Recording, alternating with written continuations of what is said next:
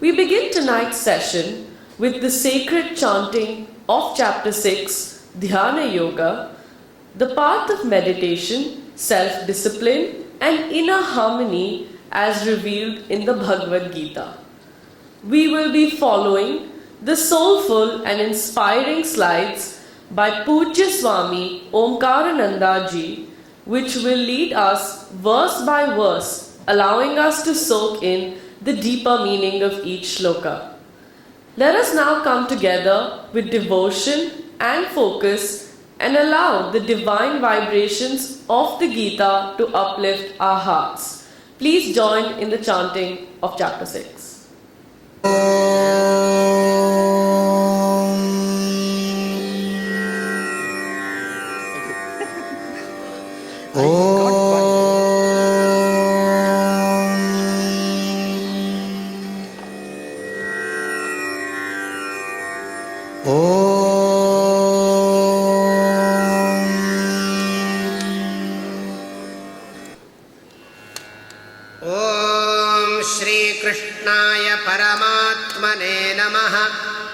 अथ षष्ठोऽध्यायः ध्यानयोगः।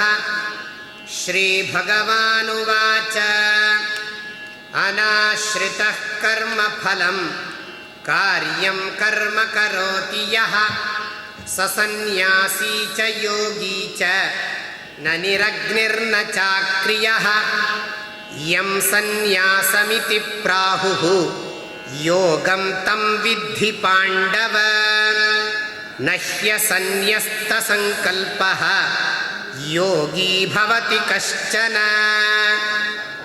आरुरुक्षोर्मुनेर्योगं कर्म कारणमुच्यते योगारूढस्य तस्यैव शमः कारणमुच्यते यदा हिनेन्द्रियार्थेषु न कर्मस्वनुषज्यते सर्वसंकल्पसन्न्यासी योगारूढस्तदोच्यते उद्धरेदात्मनात्मानं नात्मानमवसादयेत् आत्मैव ह्यात्मनो बन्धुः आत्मैव रिपुरात्मनः बन्धुरात्मात्मनस्तस्य येनात्मैवात्मना जितः अनात्मनस्तु शत्रुत्वे वर्तेतात्मैव शत्रुवत्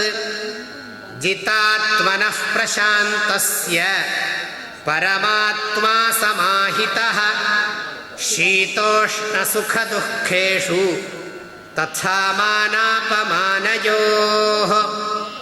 ज्ञानविज्ञानतृप्तात्मा कूटस्थो विजितेन्द्रियः युक्त इत्युच्यते योगी समलोष्टाश्मकाञ्चनः सुहृन्मित्रार्युदासीन मध्यस्थद्वेष्य बन्धुषु साधुष्वपि च पापेषु समबुद्धिर्विशिष्यते योगी युञ्जीत सततम् आत्मानं रहसि स्थितः एकाकीयत चित्तात्मा निराशीरपरिग्रहः शुचौ देशे प्रतिष्ठाप्य स्थिरमासनमात्मनः नात्युच्छ्रितं नातिनीचं चैलाजिनकुशोत्तरम् तत्रैकाग्रं मनः कृत्वा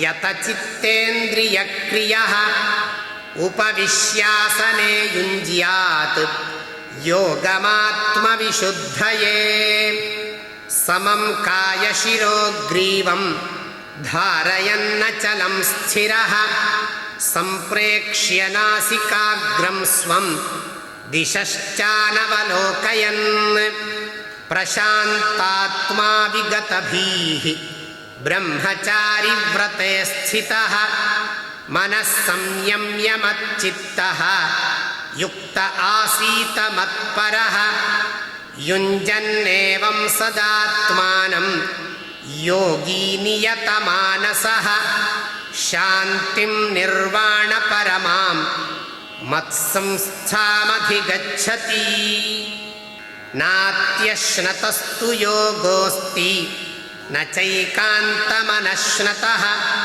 न चातिस्वप्नशीलस्य जाग्रतो नैव चार्जुन युक्ताहारविहारस्य युक्तचेष्टस्य कर्मसु युक्तस्वप्नावबोधस्य योगो भवति दुःखः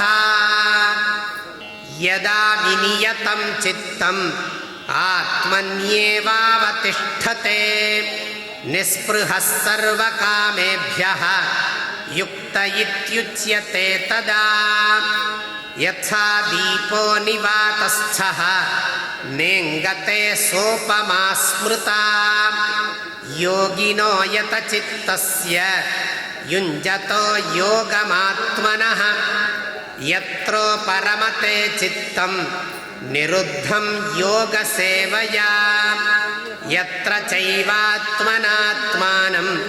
पश्यन्नात्मनि तुष्यति सुखमात्यन्तिकं यत्तत् बुद्धिग्राह्यमतीन्द्रियं वेत्ति यत्र न चैवायं स्थितश्चलति तत्त्वतः यं लब्ध्वा चापरं लाभं मन्यते नाधिकं ततः यस्मिन् स्थितो न दुःखेन गुरुणापि विचाल्यते तं विद्यात् दुःखसंयोगवियोगं योगसंज्ञितम् स निश्चयेन योक्तव्यः योगो निर्विण्णचेतसा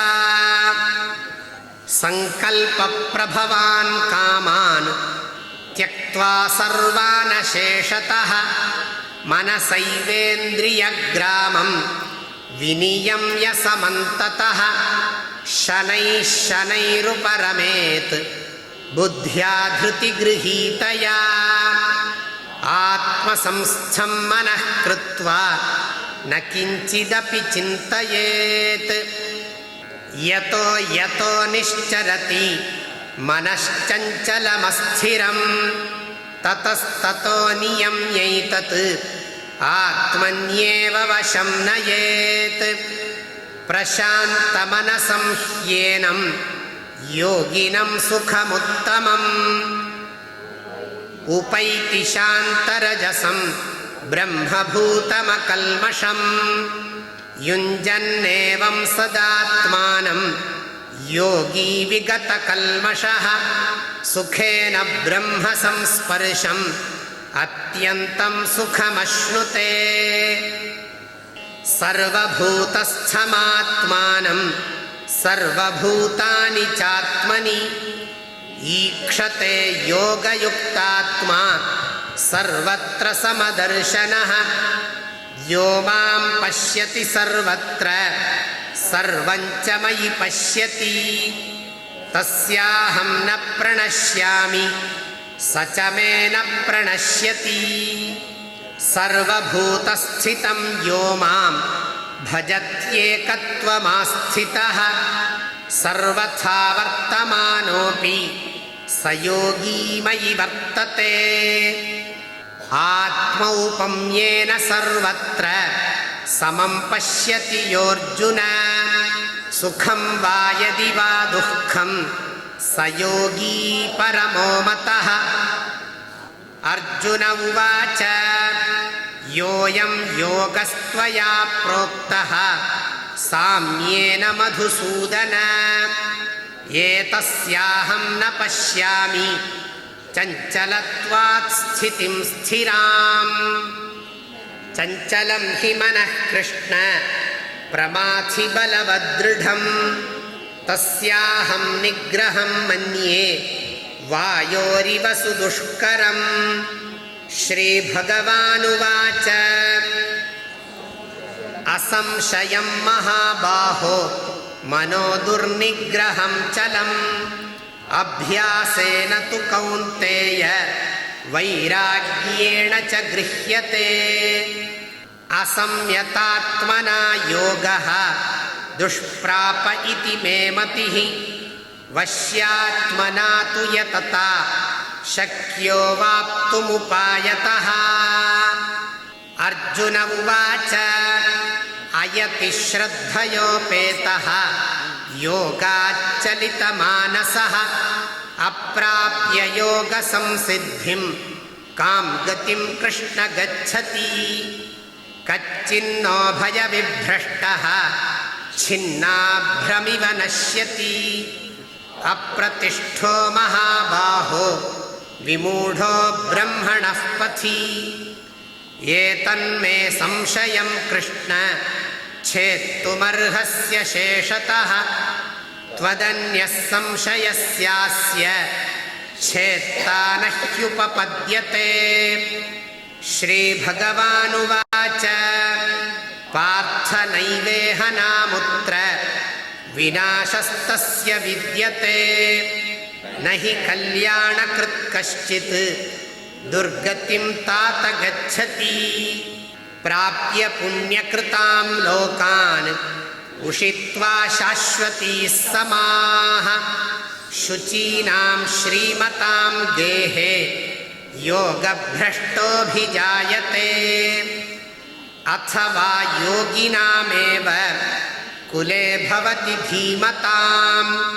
एतद्धि दुर्लभतरं लोके जन्म यदीदृशम्। तत्र तं बुद्धिसंयोगं लभते पौर्वदेहिकम्। यतते च ततो भूयः संसिद्धौ कुरु नन्दन। पूर्वाभ्यासेन तेनैव ह्रियते ह्यवशोऽपि सः। जिज्ञासुरपि योगस्य शब्दब्रह्माति वर्तते। प्रयत्नाद्यतमानस्तु योगी संशुद्धकिल्बिषः। अनेकजन्मसंसिद्धः ततो याति परां गतिम्। तपस्विभ्योऽधिको योगी ज्ञानिभ्योऽपि मतोऽधिकः। कर्मिभ्यश्चाधिको योगी तस्माद्योगी भवार्जुन। योगिनामपि सर्वेषां मद्गतेनान्तरात्मना। श्रद्धावान् भजते यो मां समे युक्ततमो मतः। ॐ तत्सत् इति श्रीमद्भगवद्गीतासु उपनिषत्सु ब्रह्मविद्यायां योगशास्त्रे श्रीकृष्णार्जुनसंवादे ध्यानयोगो नाम षष्ठोऽध्यायः। श्रीकृष्णार्पणमस्तु। Thank you for joining in the chanting. As we prepare for this evening's discourse, let us take a moment to reflect on the spiritual significance of the Bhagavad Gita, an eternal guide that continues to bring light, strength, and clarity to seekers around the world. A gentle reminder, please ensure that your mobile phones are kept on silent mode throughout the session. If you would like to ask a question, kindly write it clearly, preferably in block letters, and drop it into the Q&A box at the reception desk. Only written questions will be addressed during the Q&A session at the end of the lecture. With that, I take immense pleasure to welcome once again our revered speaker, Swami Sadatmananda-Day. Swamiji will continue to deliver his discourse on the topic Meditation on the Meditator. Over to you, Swamiji.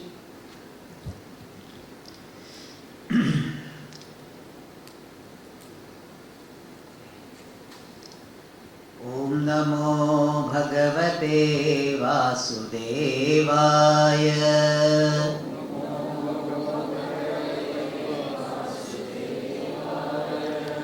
ॐ नमो भगवते वासुदेवाय।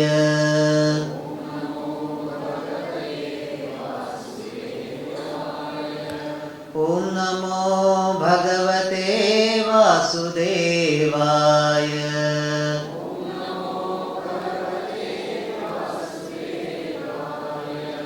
कृष्ण दामोदर वासुदेवाय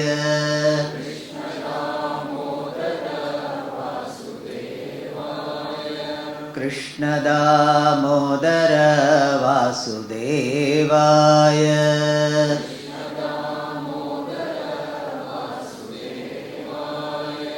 कृष्ण दामोदर वासुदेवाय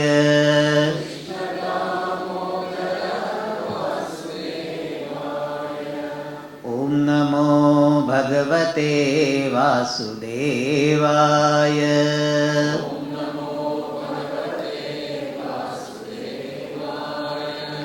मोहन माधव वासुदेवाय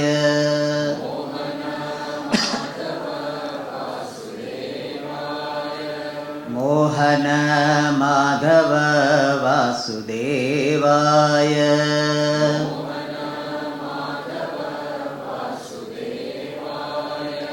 मोहन माधव वासुदेवाय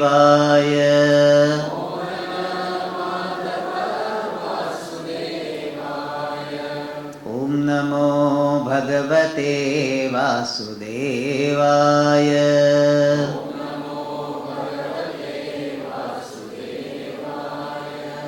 अच्युत केशव वासुदेवाय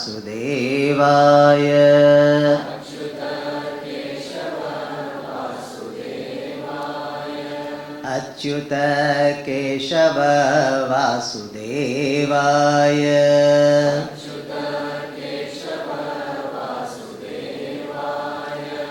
अच्युत केशव वासुदेवाय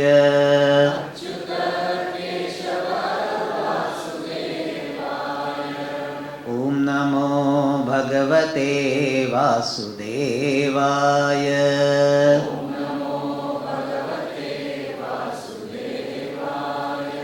कृष्ण दामोदर वासुदेवाय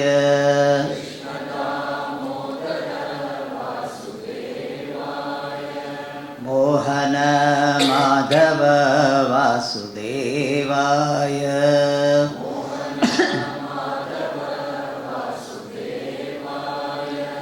अच्युत केशव वासुदेवाय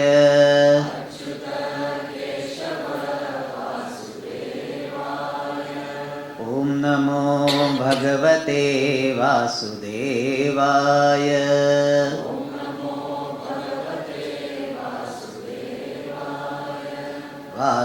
वासुदेवाय वासुदेवाय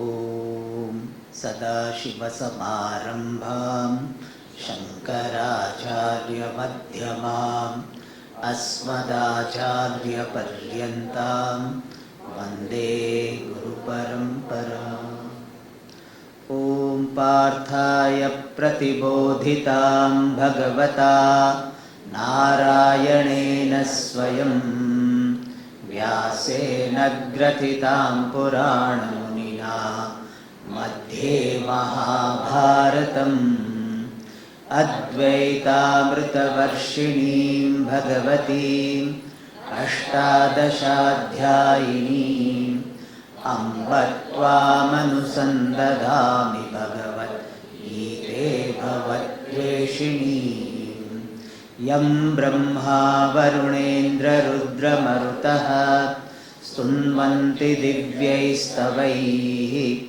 वेदैः साङ्गपदक्रमोपनिषदैः गायन्ति यं सामगाः ध्यानावस्थिततद्गतेन मनसा पश्यन्ति यं योगिनः यस्यान्तं न विदुःसुरासुरगणाः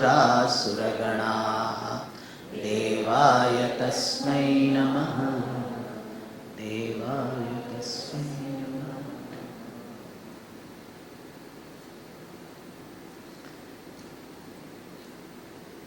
The title of this talk series is the meditation on the meditator.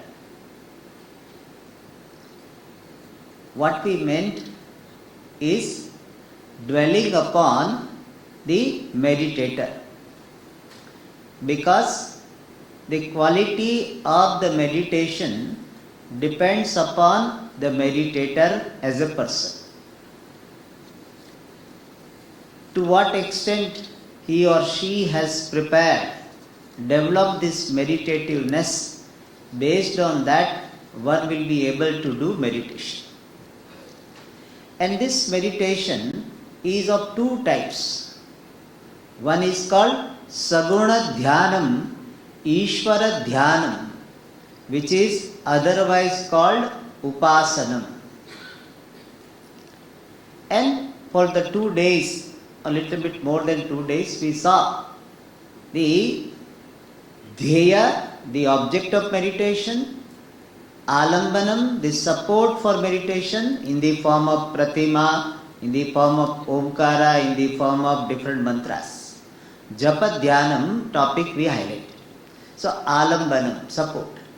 And then we saw Dhyata, how the meditator is supposed to be when he or she is meditative.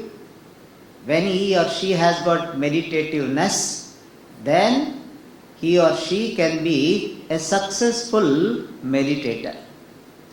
So we saw certain qualities of a person to be meditative. To do Upasanam, first part, first type of meditation. Since yesterday we are seeing the second type of meditation, which is called Swarupa Dhyanam, Atma Swarupa Dhyanam, meditation on one's true nature, which is Sat Chit Ananda Brahma. Limitless reality is called Brahma, and that is the true nature of oneself. So Atma Swarupa Dhyanam is the second type of meditation, which is called Nididhyasana. And what is the nature of this Nididhyasana? In Bhagavad Gita, it is the 6th chapter. Bhagavan says, this Nididhyasana is nothing but Atma Samstam Manakrutva Na Kinchidapi Chintaye. So withdrawing the mind from Anatma, non-self, what you are not, and abiding in Atma, means abiding in the contemplation, appreciation of Atma, is called Nididhyasana. So withdrawing from Anatma, non-self, what I am not, like what?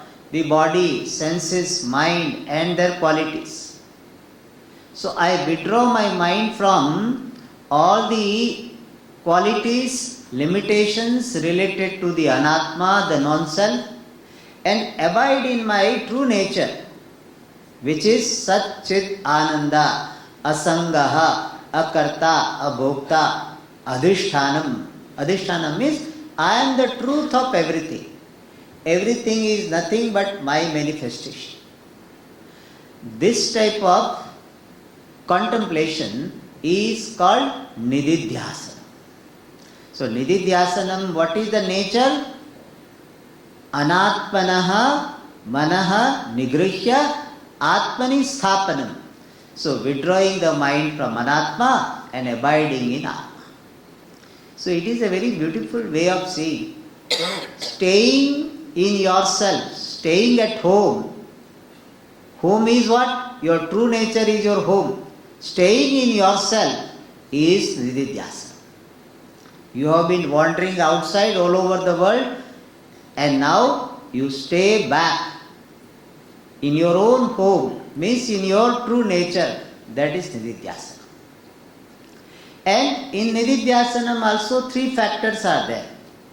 Dhyaya, very clear, this limitless Atma is Dhyayam, the object of meditation. Means I meditate upon my own true nature. Therefore, Dhyaya, to be meditated upon is my true nature. What is the alambanam, the support for nididhyasanam, the second type of meditation? We have seen two types of alambanam. One is called shabda, the words of scripture, and other is drishya, some object, internal object or external object. And shabda means the words of scripture like asangaha, asango hi ayam purushaha, in Brihadaranyaka it is said. Then virajaha, I am pure. So I pick up the words of the scriptures. Satyam Gnanam Anantam Brahma. Words of the scripture I pick up, use one or two words and dwell upon it. That is called Shabdanu Viddha Samadhi or Dhyana. And yesterday we saw that Samadhi is not a separate sadhana. Mature Nididhyasanam itself is Samadhi. So when I meditate with the help of the words of scripture, using the words of scripture as the support for my contemplation, then it is called Shabdanu Viddha Samadhi. So Shabda is one type of alambanam. Second is what? Drishyam. Drishyam is object.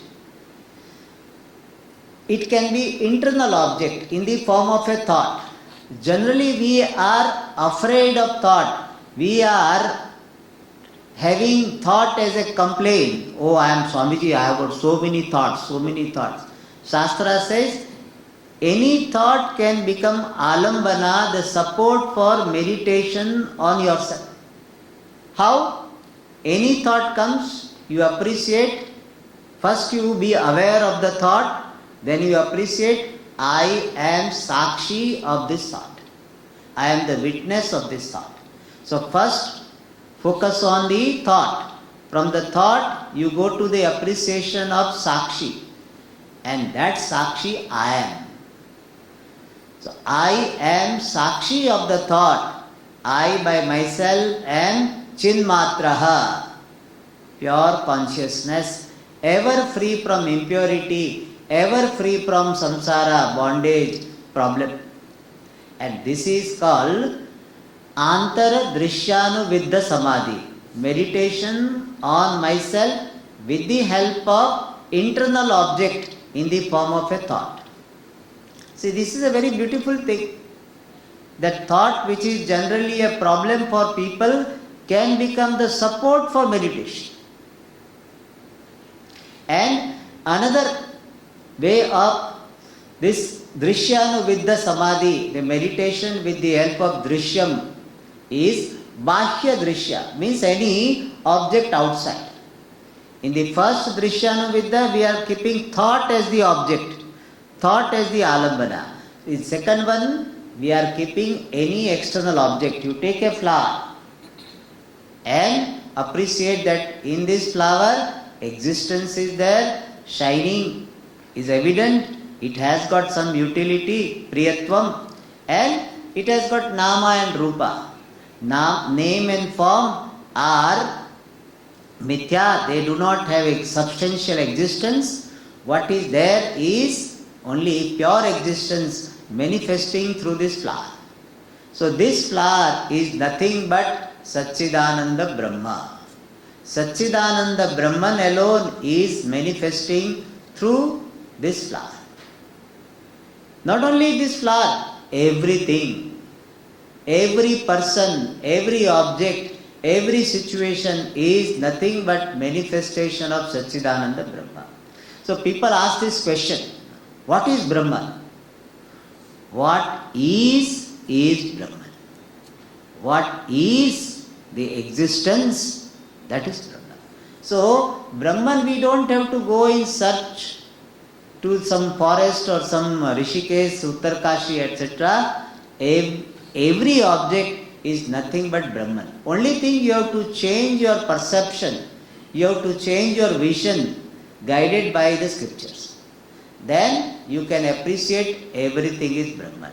And that type of contemplation, taking up some object and appreciating that Brahman and that Brahman I am, this is called Bahya Drishya Anuviddha Samadhi.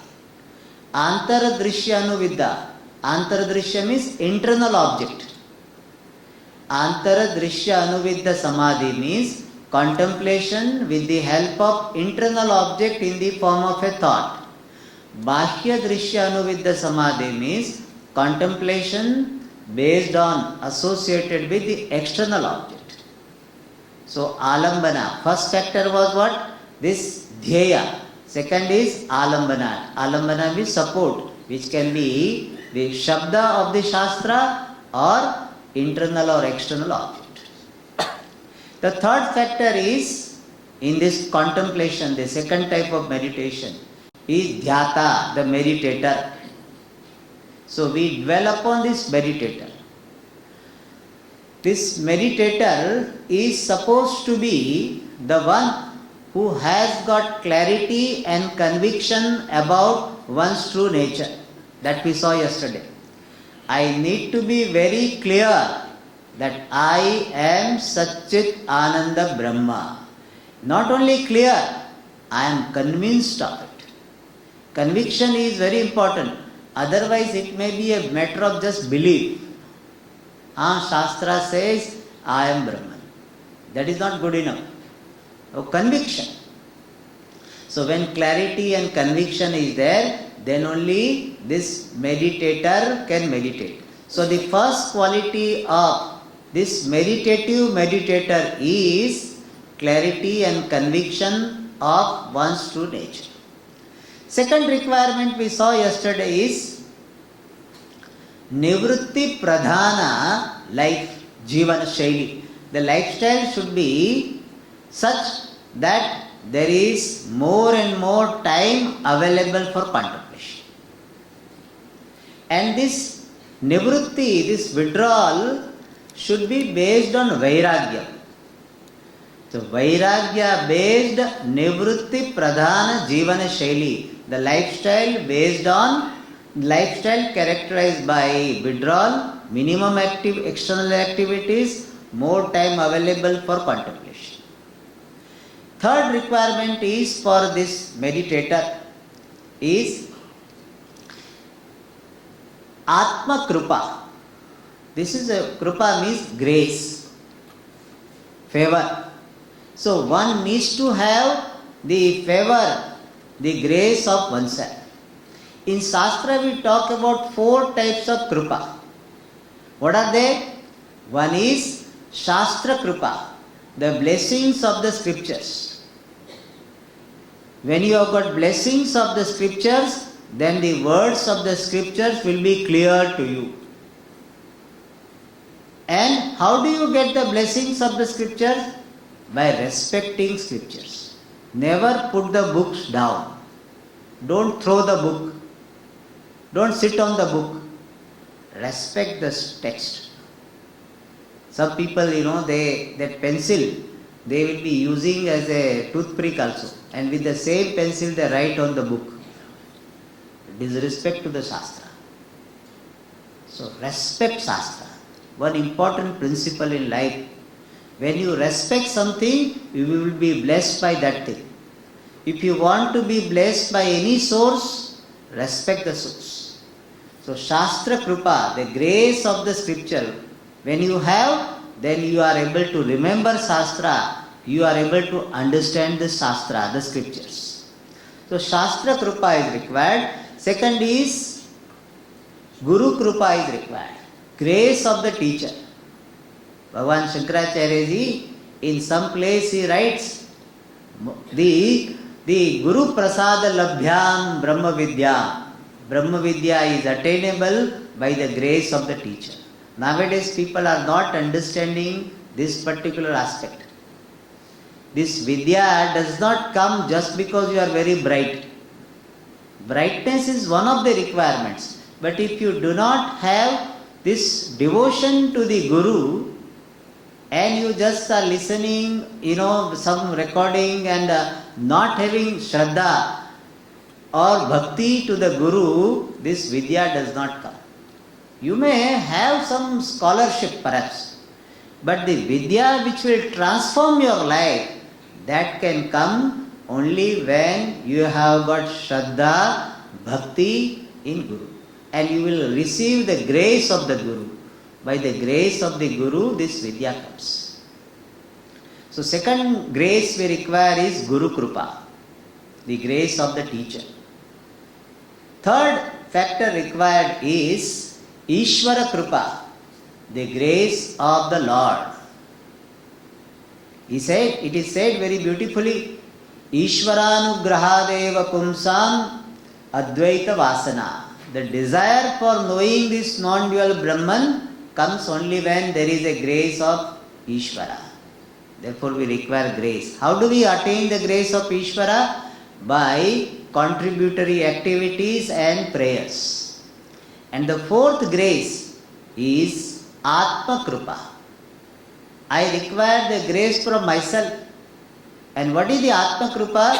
In Bhagavad Gita it is nicely said, Uddhared Atmanatmanam. This 5 to 9 sloka, this Atma Krupa is explained. I lift up myself by myself. So Atma Krupa is required. Means I don't look down upon myself and I have got the mastery over the body, mind, sense complex. These two things constitute Atma Krupa. Mastery over the body, mind, sense complex and the confidence in oneself. I do not look upon myself as superior to anyone, nor I look upon myself to be inferior to anyone. Neither superior nor inferior. I am capable of pursuing moksha. That confidence is required. So this Atma Krupa also is one of the requirements for this meditativeness. One more thing required for this meditator is he or she needs to have patience. Therefore in Bhagavad Gita it is said, Shanaihi uparamed buddhya dhriti grihitaya. So one has to have lot of patience. People think that today I meditate and tomorrow I will be in samadhi. That doesn't happen. So lot of patience is required. And one more thing is commitment to this sadhana of meditation, which is coming out of clarity of the importance of nididhyasana. So clarity based commitment to the sadhana for sadhana of nididhyasana. If clarity and commitment is not there, it doesn't come. And one more thing required is that the person is having Sakshi Pradhana life, not Ahankara Pradhana life. There are two types of lifestyle. One is called Ahankara Pradhana, where my doership is asserted. I have to tell, I am doing this, I am doing this, I am doing this, I have to do this. So that life is called Ahankara Pradhana life, where you are asserting your ego, your doership. Second lifestyle is called Sakshi Pradhana. So your lifestyle is such that most of the time you are able to appreciate that this body, mind, sense complex are doing the activity. I am Sakshi. Eating is happening in the body, mind, sense complex. I am Sakshi. Cooking is happening in the body, mind, sense complex. I am Sakshi. Pashyan, Shunvan, Sprushan, Jigran, Ashnan, Gachan, Swapan, Swashan, Paralapan, Vishrujan, Grundan in 5th chapter said that so many activities, Guna Guneshu Vartante, Naham Karomi, Indriyani Indriyartheshu Vartante. Sense organs are engaged in the sense objects, I am Sakshi. So for successful Nididhyasanam, one requires the lifestyle where most of the time a person can appreciate I am Sakshi. And for that you require lot of vairagyam, lot of leisure. Inner leisure is required. And if these things are there, then there is meditativeness. And therefore meditation becomes so easy. Even 2-3 minutes are there between, suppose the bell is yet to ring for dining hall, and you have reached there and you can sit and you can start meditating. Your mind is available to meditate at any time. So that is called meditativeness. All the time available. Whenever the time is there, even when person is active, behind this background understanding is there, I am Sakshi of this activity. Such a person with all these qualities which I described will be able to meditate successfully. So this is meditation on the meditator. Meditation on the meditator means what? Dwelling upon what a meditator is supposed to be. Because I have kept this title, and many people at the end of the session will ask, Swamiji, what is the title? We didn't understand. Meditation on the meditator. So when you are going to do meditation on meditator? So meditation on meditator means dwelling upon what a meditator is supposed to be.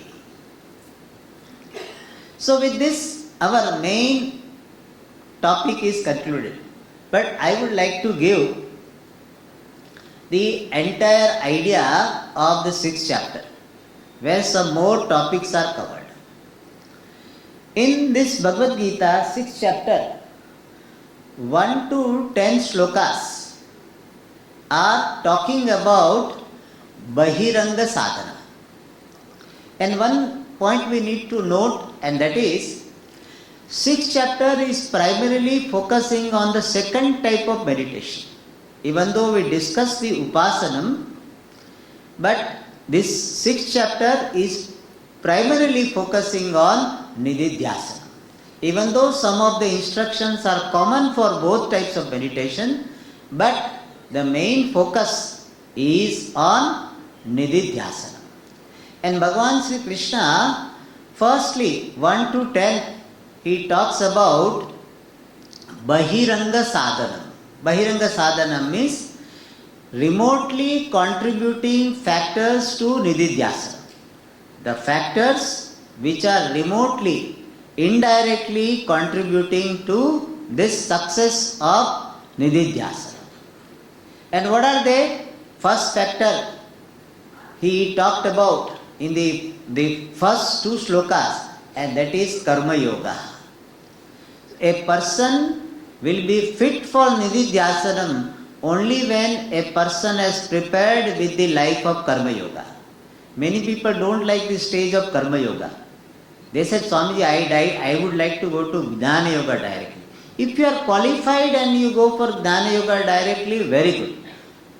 But most of the people are not qualified, and therefore sufficient time should be spent on Karma Yoga. And by Karma Yoga, one gets this meditativeness, readiness to meditate. That is what Bhagavan says, Arurukshor muner yogam karma karana muchyate yoga rudasya tasyeva shamah karana muchyate. So when one gets this meditativeness, then Karma Yoga has paid off, you don't require Karma Yoga. Till then Karma Yoga is required. Now somebody may ask, how do I know I have got meditativeness? So Bhagavan says, what is the meaning of yoga rudaha? He says, yada hi nendriyartheshu na karmasvanu shajjate sarva sankalpa sannyasi yoga rudas tadochyate. So in the 4th shloka Bhagavan said, when your mind does not go to any fancy, you do not have the sukha buddhi, the idea that this object is source of my happiness, that person is source of my happiness, I want to have this, I want to have this, I want to have this, without this my life is incomplete, then you are not yet ready for Nididhyasana. When you do not have any ambition in this world, you do not want to achieve anything in the world, you have understood that abiding in my true nature alone is the goal of life, then you are ready for that. Your mind does not have any fancy for anything, that person is called yoga. So, karma yoga is presented as Bahiranga sadhana. And second thing is, as I said, Atma Krupa, the self-confidence and the mastery over the body, mind, sense complex is presented as this Bahiranga sadhana. Bahiranga sadhana means indirectly contributing to the success of meditation. And then Bhagavan talks about in the 16th and 17th shloka the Yuktahara Vihara. All these are called Bahiranga sadhana. Yuktahara means moderation in everything. You eat moderately. Not that today very nice parotha is there, therefore today extra eating and then meditation is not possible.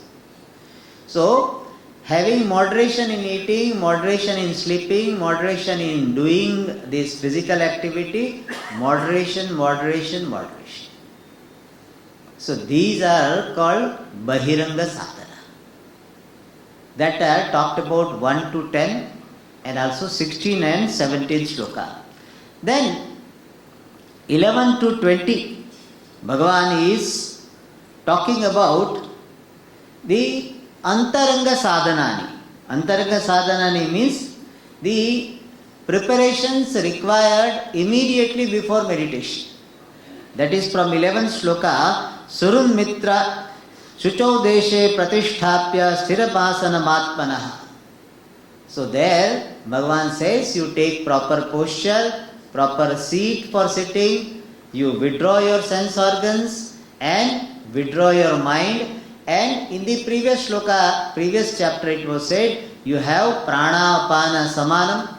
So all these preparations to be made before meditation, they are talked about in the 11th to 15th shloka. So the first topic is Bahiranga sadhanam, remotely contributing preparations. Second is immediately contributing preparations, which is called Antaranga sadhana. They are talked about in 11 to 15, where Bhagavan talked about posture, etc. And as I said, 16 and 17 again talked about this moderation of food. Then 18 to 32, third topic is talking about Dhyana Swarupam and Dhyana Phalam. What is actually meditation is, and what is the benefit of this meditation. And what is the meditation? Bhagavan says that Shanai Shanai Uparamet Buddhya Dhruti Grihitaya Atma Samsam Manah Krutva Na Kinchidapi Chintayit. Withdraw the mind from everything else and focus it on Atma. That is called Nididhyasana. So this is the nature of Dhyanam Bhagavan presented. And afterwards Bhagavan talked about Dhyana Phalam. In 18 to 32, Dhyana Phalam. What is the result of this contemplation? So Bhagavan talks about so many benefits. One of them is Atma Darshanena Atma Tushti. So person becoming happy with oneself, appreciating oneself. This is the biggest achievement one can think of. I am happy with myself. I am completely happy. Whatever be the social condition, financial condition, physical condition, body may be okay, body may not be okay. Sense organs are okay, not okay. I am happy with myself. People make comments, positive comments, praise. People make some criticism. I am completely satisfied with myself. That is the result of Nididhyasana. Second result is Kritakrityata. Yam labdhva na param labam, yam labdhva param cha na param labam, manyate nadikam tapa. You attain the sense of fulfillment, having attained which you do not have desire to attain anything else. This understanding is important because many people ask this question. Swamiji, after getting moksha what? I will do all sadhana, but after getting moksha, what will I do? What should I do after getting moksha? Is it worth it?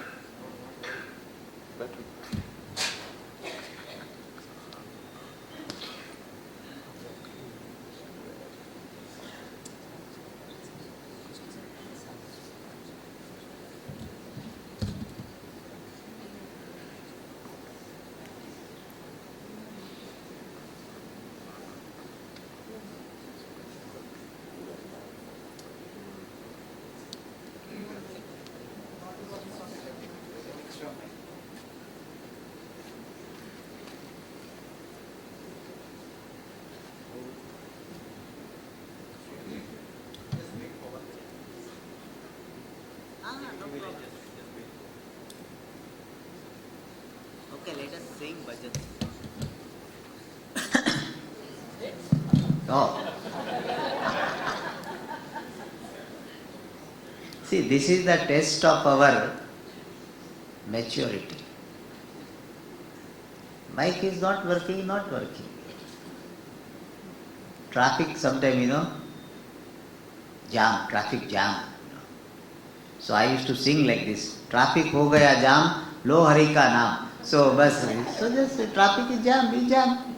So fuming, fretting, nothing works. Just mic is not there. Keep quiet. Mic will come if it comes. Otherwise shanti. So that is how this Vedanta helps. Okay. So this Nididhyasanam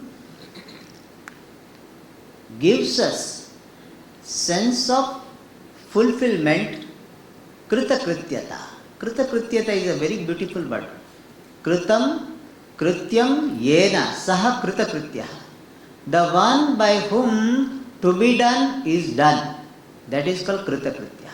Means, in life, there is a feeling, there is an appreciation that nothing is to be achieved. I have already attained what is to be attained. In fact, that was not even to be attained. It is myself. And I am Purnaha. So people ask this question that, Swamiji, what should I do after moksha? Moksha, I will get it. I will work for it. And 2-3 years I will get moksha. Swamiji, after moksha what? Moksha is that when you attain, this question does not remain. If this question remains, you have not got moksha. Jnanamrutena truptasya kritakrityasya yoginaha naivasti kinchit kartavyam asti chet nasa tattvavid. When you have got this wisdom and wisdom-based freedom, then this question does not remain. What is to be done? Nothing to be done. Whatever happens as per prarabdha of this body, let it happen. People come to listen to you, you talk. People say, no, enough you have listened. So you keep silence. There is no threat. Oh, if I am not teaching well, students will not come, students will go to other teacher, what will happen? Nothing. Your happiness, security, peace is not dependent upon anyone. You are happy here and now. And you do not have any plan that I have to do this project. When this project is over, then my life is fulfilled. No mission to be accomplished. Whatever happens, happens. If body is there, people around are there and they will be requesting something, it is done. But there is no ambition to achieve anything. This is the result. You may be doing so many things apparently, but there is no such that anxiety to achieve anything. That is called Kritakrityata, which is also presented by Bhagavan Sri Krishna as Sukham Atyantikam Yattad Buddhi Grahyam Atindriyam. So, Atyantikam Sukham, the ultimate happiness, there is nothing more to be achieved. And one more result Bhagavan presents is Dukkha Sanyoga Viyoga. It is a nature also and result also. The result of Nididhyasanam is there is a dissociation from the association with samsara, dukkha. By this, Bhagavan is highlighting one thing, that moksha is not some external achievement. You are not really gaining anything. Whatever you wrongly you were holding on to and creating problem for you, that is dropped. Therefore, the entire pursuit of moksha is tyaga pradhana. It is based on renunciation. That is why Vedanta pursuit is suitable for the people who are having sharing mind, the mind of renunciation. Grabbing mind is not that. Grab taxi is okay, but grabbing mind should not be there. Grab taxi, I named here in Singapore, grab taxi. Grab taxi is okay, but grabbing mind is not okay. Your mind should be always ready, it should be like this. This is not suitable for Vedanta. This is suitable for Vedanta. Ready to let go. Tyagena eke amrutatva manashuhu. A person who has got the mind of letting things go, renunciation, giving up, sharing, that person alone will be successful in meditation, in the pursuit of moksha. So better develop that habit. Learn to enjoy sharing rather than grabbing. More and more you share, more and more you are qualified for the pursuit of moksha. So, whole pursuit of moksha is only tyaga, because you are already purna, you are already complete. Only because of ignorance and ignorance-born conclusion, you are holding on to some problems, problematic situations, problematic this body-mind sense complex, and therefore you are feeling bound. Even body-mind sense complex themselves are not problematic, but because of your identification and your obsession, they become problematic. Nothing in the world is problematic if you have got right vision. The whole world is Nandanavanam, is heaven, if you have got right vision. So Nididhyasanam gives you the freedom from all samsara dukkha. And Bhagavan further says, such a person is sarvatha vartamanopi sayogi mai vartate. Whatever be his ashrama, whether he is a brahmachari, grihastha, vanaprastha, sannyasi, whether he is a brahmana, vaishya, brahmana, kshatriya, vaishya, shudra, whether he is in India or he is in other country, wherever he is, whether he is healthy, his body is healthy or not healthy, sarvatha vartamanopi sayogi mai vartate. He has got jivan mukti and videha mukti. He is free while living, that is called jivan mukti, and after the fall of the body he continues to be free. And he will have sarvatra atma darshanam. He is appreciating himself everywhere. I am not limited to this body. I alone am present in the form of all human beings, all animals, all insects, all the mountains, all the rivers, all are nothing but my manifestation. Sarvatra Atma Darshanam, Sarvatra Ishvara Darshanam, because Ishvara and Atma are not different. Sarvatra Sama Darshanam, everywhere there is a vision of sameness. Even though names and forms are different, but the truth behind all the names and forms is one and the same Atma Tattvam, which is myself. And one beautiful benefit of this Nididhyasanam given by Bhagavan is Atmopamyena sarvatra samam pashyati yorjuna sukham va yadi va dukkham sayogi paramo matah. 32nd shloka. That this wise person will be naturally compassionate. He will not intend to hurt anyone. Whether it is pleasure or pain, he always thinks that whatever is not suitable to this body will not be suitable to the other body. And therefore, he is naturally, spontaneously righteous, spontaneously dharmika, spontaneously expressing the all Devi Sampat. So he is ahimsaka, he does not hurt anybody. Compassion and love are spontaneous expression of his inner fullness. People ask this question that Swamiji, what will be the benefit to the society if people get wisdom? This is the benefit. A wise person will be having natural compassion and love to everybody because of his inner fullness, because of his Sarvatma Bhava. I alone am.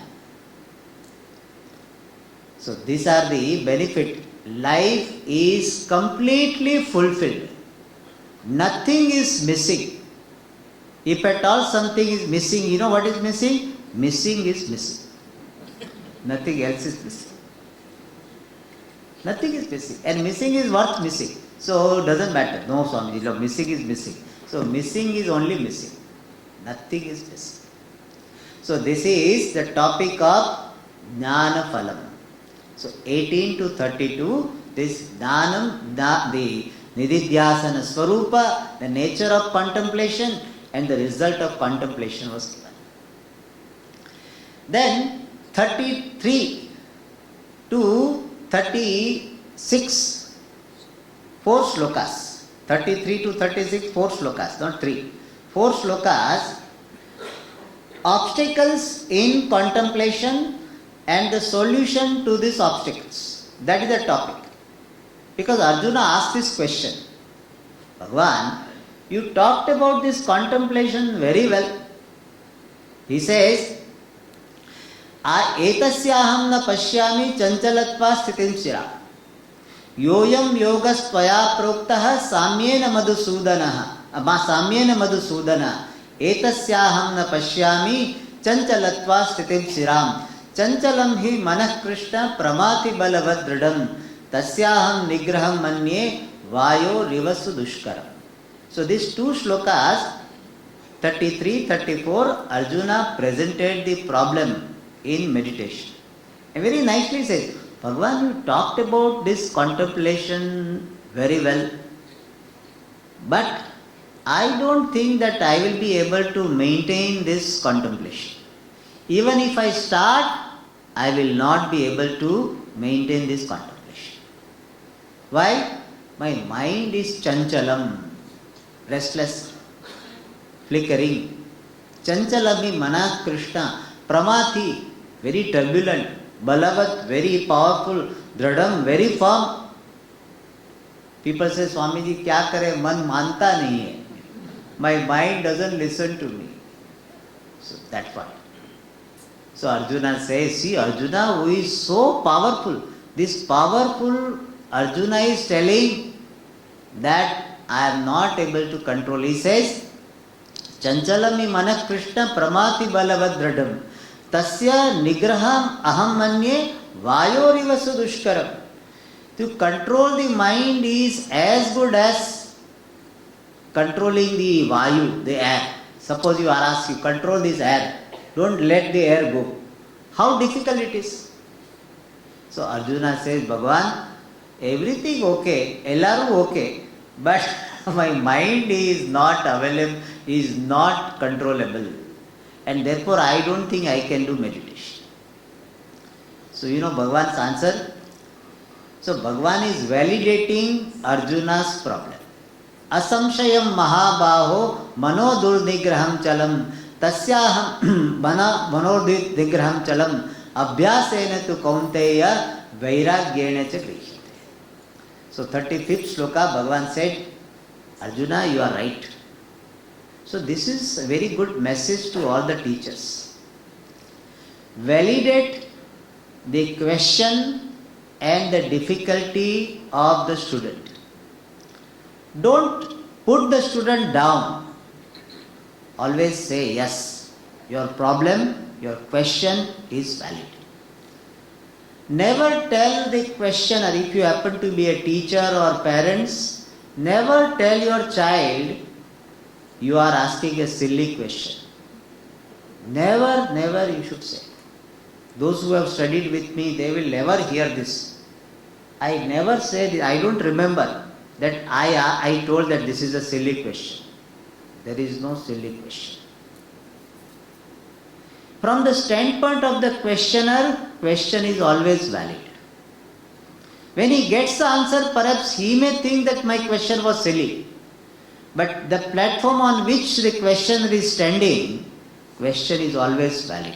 So never tell your children, never tell your student, never tell your junior that this is a silly question. If you say this, you are silly. The questioner is not silly.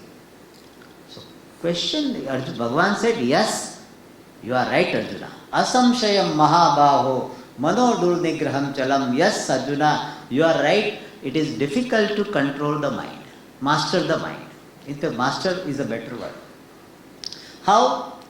Abhyasena tu kaunteya vairagyena cha grihyate. By repeated practice and by vairagyam, this mastery over the mind is possible. Keep practicing. People say this, Swamiji, I am sitting for meditation but nothing happens. My mind goes away. Then I said that today you sit, mind will go away after 30 seconds. Chances are there, tomorrow, day after, mind will go after 35 seconds. You may not know the difference, but you have stayed on the object of meditation for 5 seconds more. That's a big progress. So, abhyasa, keep doing. That is how you learn so many things. The computer or a cooking or whatever, swimming, etc., we kept doing. We learn. Cooking, how do you learn? Keep cooking and having sympathetic these eaters, so you learn cooking. Similarly, by practice, never give up. In life, you want to come up in any field, never give up. Keep doing what is to be done. Keep doing. Abhyasa. And vairagyam. Vairagyam is dispassion towards all other things. Dispassion towards all distracting factors. So vairagyam. So by abhyasa and vairagya, Arjuna, it is possible. Abhyasena tu kaunteya vairagyena cha grihyate. And this idea is given in Yoga Sutras. Abhyasa vairagyabhyam tan nirodha. In Yoga Sutra also, in the first chapter, similar idea is given. And Bhagavan said that avasyatmana yogo dushprapa iti me matihi vasyatmana tu yatata praptum. So by the person who is not having this mastery in general, meditation becomes difficult. But vasyatmana tu yatata praptum upayata. It is possible to attain by upaya. So Bhagavan talked about these obstacles in meditation. What is the obstacle here? Vikshepa. In Mandukya Karika, 4 obstacles are talked about. Let me talk a little bit, elaborate this. What are the 4 obstacles in meditation? Laya means sleepiness, sleep or sleepiness, dozing off, drowsiness, that is called laya. Means your mind is feeling sleepy, drowsy, etc., which is common problem in the beginning stage. It will happen. Never feel ashamed of feeling sleepy or sleeping off in meditation. It is very, very natural. I have slept in meditation, so I know. So therefore, if somebody says me, Swamiji, during meditation I slept off, it's okay. Even during the talk, people sleep off. That's okay. I also have slept, so I know. I sympathize with them. Yeah, hum bhi wahi the. So I also was like that. Don't worry about it. It's okay. You slept in meditation. No, that's good. So first problem is laya. Second is vikshepa. The mind is distracted. That is what Arjuna asked about. Third is called kashaya. Kashaya is different from kashayam in Tamil, they call it kashayam. It's not that kashaya. Kashaya means stagnation of the mind because of some unconscious issues. So your mind is not distracted, you are not sleeping, feeling sleepy also. At the same time, you are not able to do this meditation. The stagnation is called kashaya, which is because of some unconscious issues, latent desires or some issues, some pain that is surfaced. They are there and they are controlling your mind, not allowing to do anything.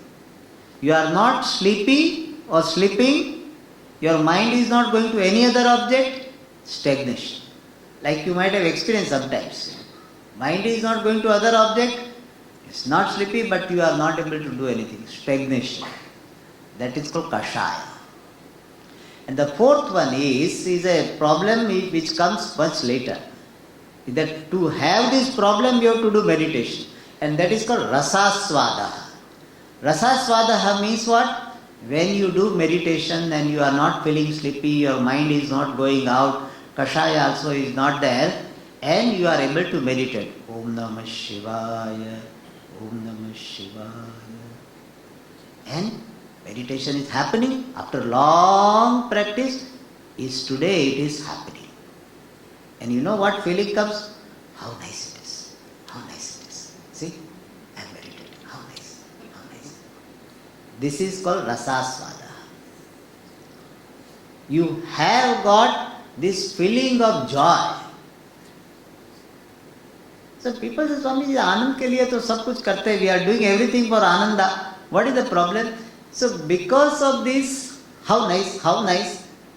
Because of that you are not able to contemplate upon your Ananda Swarupa. You are stuck with the experiential happiness because of which you are deprived of owning up your Ananda Swarupa.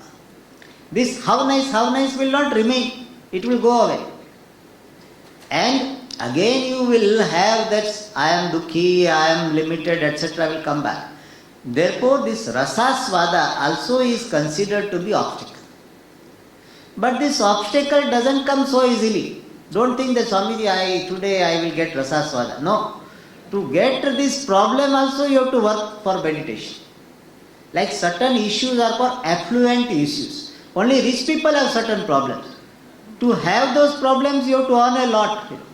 Everybody will not have that problem. What to do, Swamiji? I have a lot of cash. So that problem who will have? Only those who have earned a lot. You and me may not have. So certain problems are like this. You have to earn even these problems. See, they don't come so easily. So it comes much later. But that problem is there. So these are the four obstacles. Laya, sleepiness, vikshepa, distraction of the mind to the objects, kashaya, stagnation because of some unconscious issues, and rasaswadaha, this enjoyment of the experiential happiness in meditation. So these four of these obstacles are there. Bhagavan has talked about this vikshepa. What about laya? In fact, most of the people will be interested in knowing, Swamiji, what to do when we are feeling sleepy? So in Shastra we have analysis of this problem. He said, why this sleepiness happens? One reason is that you have eaten too much. Bahu ashanam. If you have heavy food or too much food, served by our Srinivasanji. So, because of heavy food or lot of food, the sleepiness happens. So what you do? Eat in moderation. Second thing is Nidra Sheshaha. Yesterday night you retired at 1 o'clock and this morning you get up at 5 o'clock to do meditation. It will not happen. Because you have not given enough sleep. There is a sleep debt. So sleep debt is there, and therefore what? When you sit for meditation, this sleep will come and collect this debt. So you have not given enough sleep, so system will succumb to this sleep. Therefore, give enough rest to your body. And one more thing is, in initial stage, don't try to sit for long time. People become very enthusiastic. Meditation. And therefore, Swamiji, from tomorrow, 1 hour meditation. Don't do that. Start with 10 minutes. And then slowly increase. Because you are not having the practice of meditation if you try to sit for long time and you do not have sufficient knowledge and practice, mind will feel dull and feel sleepy. Therefore, start with this very small period. Then laya will be less. And another one, laye sambodhaye chittam. You give the auto suggestion. When you start meditation, whenever the mind is feeling sleepy, I will wake it up. Whenever there is sleepiness, I will wake it up. I will remain awake. I will remain awake. Whenever there is sleepiness, I will wake myself up, or I will wake up the mind. So it is something like setting an alarm. So when this sleepiness is coming, you are reminded, I will remain awake. I will remain awake. So your resolve, your auto-suggestion of remaining awake also will happen. But Swamiji, all this I did, still I am feeling sleepy. So what you do? You do deep breathing. Or sometimes very vibrant breathing. Then slowly your sleep will go away. And no, Swamiji, vibrant breathing, deep breathing, still feeling sleepy. Then you get up and have a walk for 5 minutes and come back. Don't sleep. Generally we will have tendency, Swamiji, I am sleeping, so better I sleep. No. So when you have decided to spend half an hour or 20 minutes for meditation, during that period don't sleep. Because otherwise your mind will get this what is called habit. Oh, that nice thing is that feels sleepy. So therefore don't succumb to the pressure of sleeping, at least for the period you have decided to be utilized for meditation. During that period, you walk, come back. If required, put some water on your eyes and again sit. Sit. Don't succumb to the pressure. Don't yield to the pressure of sleeping for that 20-25 minutes. And afterwards, that period of meditation is over and still you feel sleepy, you sleep. But the time stipulated for meditation, during that, don't sleep. At least 20 minutes what you are given, during that you try to remain awake. Don't give in to the pressure. That is laya. And another thing is that many times sleep comes because you do not know what is to be done in meditation. So have the clarity beforehand. How are you going to have the steps in meditation? Have the clarity. Be clear. That's why I have given you the list of steps. Be clear. Even for this contemplation, we have got steps. Let me tell the steps. What are the steps? First of all, you take a comfortable posture. Do salutation to Guru, and then be aware of your body and appreciate body is drishyam, the object, I am drashta, and therefore I am different from the body. See, slightly different from the previous meditation. I am different from the body. Then Be aware, first deep breathing, be aware of prana. I am different from prana. Then be aware of thoughts. I am sakshi of these thoughts. I am witness consciousness.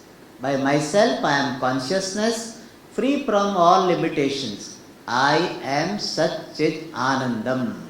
Ananda. Satchidananda Brahma. Keep repeating this thought. I am limitless Brahma. I have no bondage whatsoever. I am ever free from bondage. In this manner you do contemplation.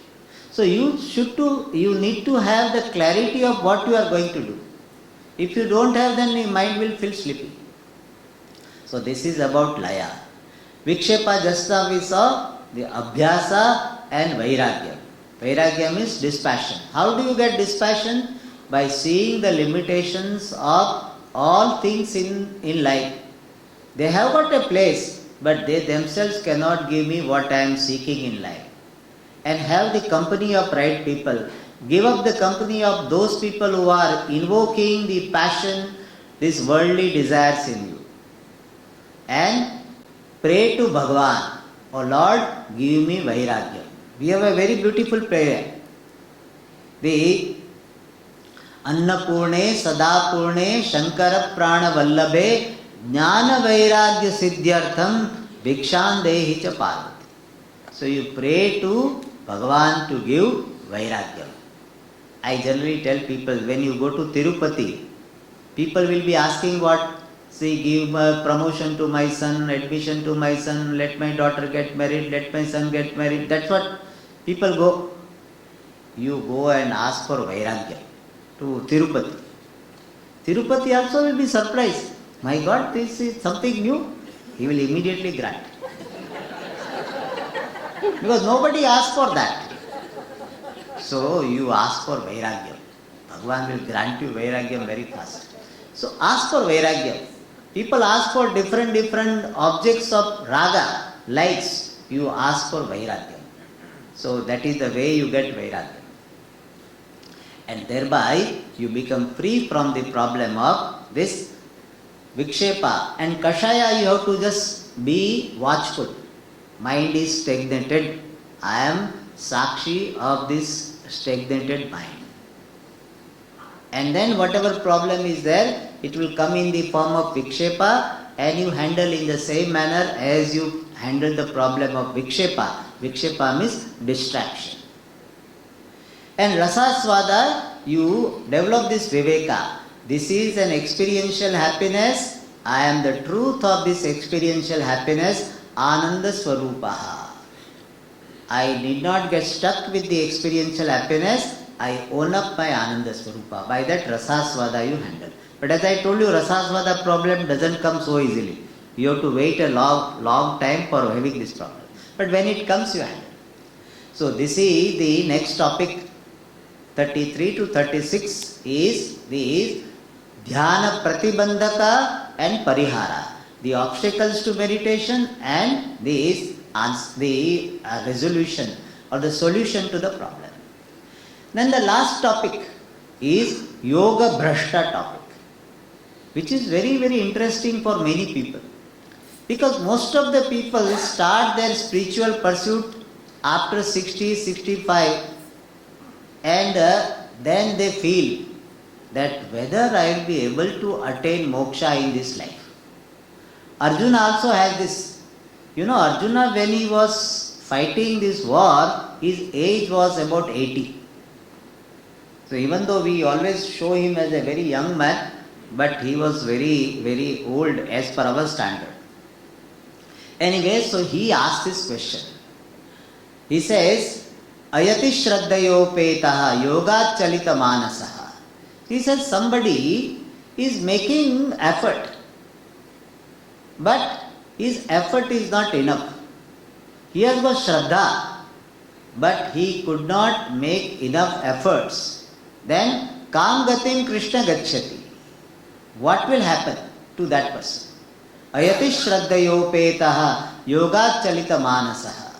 Aprapya yoga samsiddhim Kam Gatim Krishna Gacchati. What will happen to that person? Kachinno bhaya vibrashtaha chinna brahmiva nishtati. Chinna brahmiva nashyati. Apratishto mahabaho vimudo brahmana pati. So Arjuna thinks that Bhagavan, this fellow will be ubhaya brashta. Ubhaya brashta means what?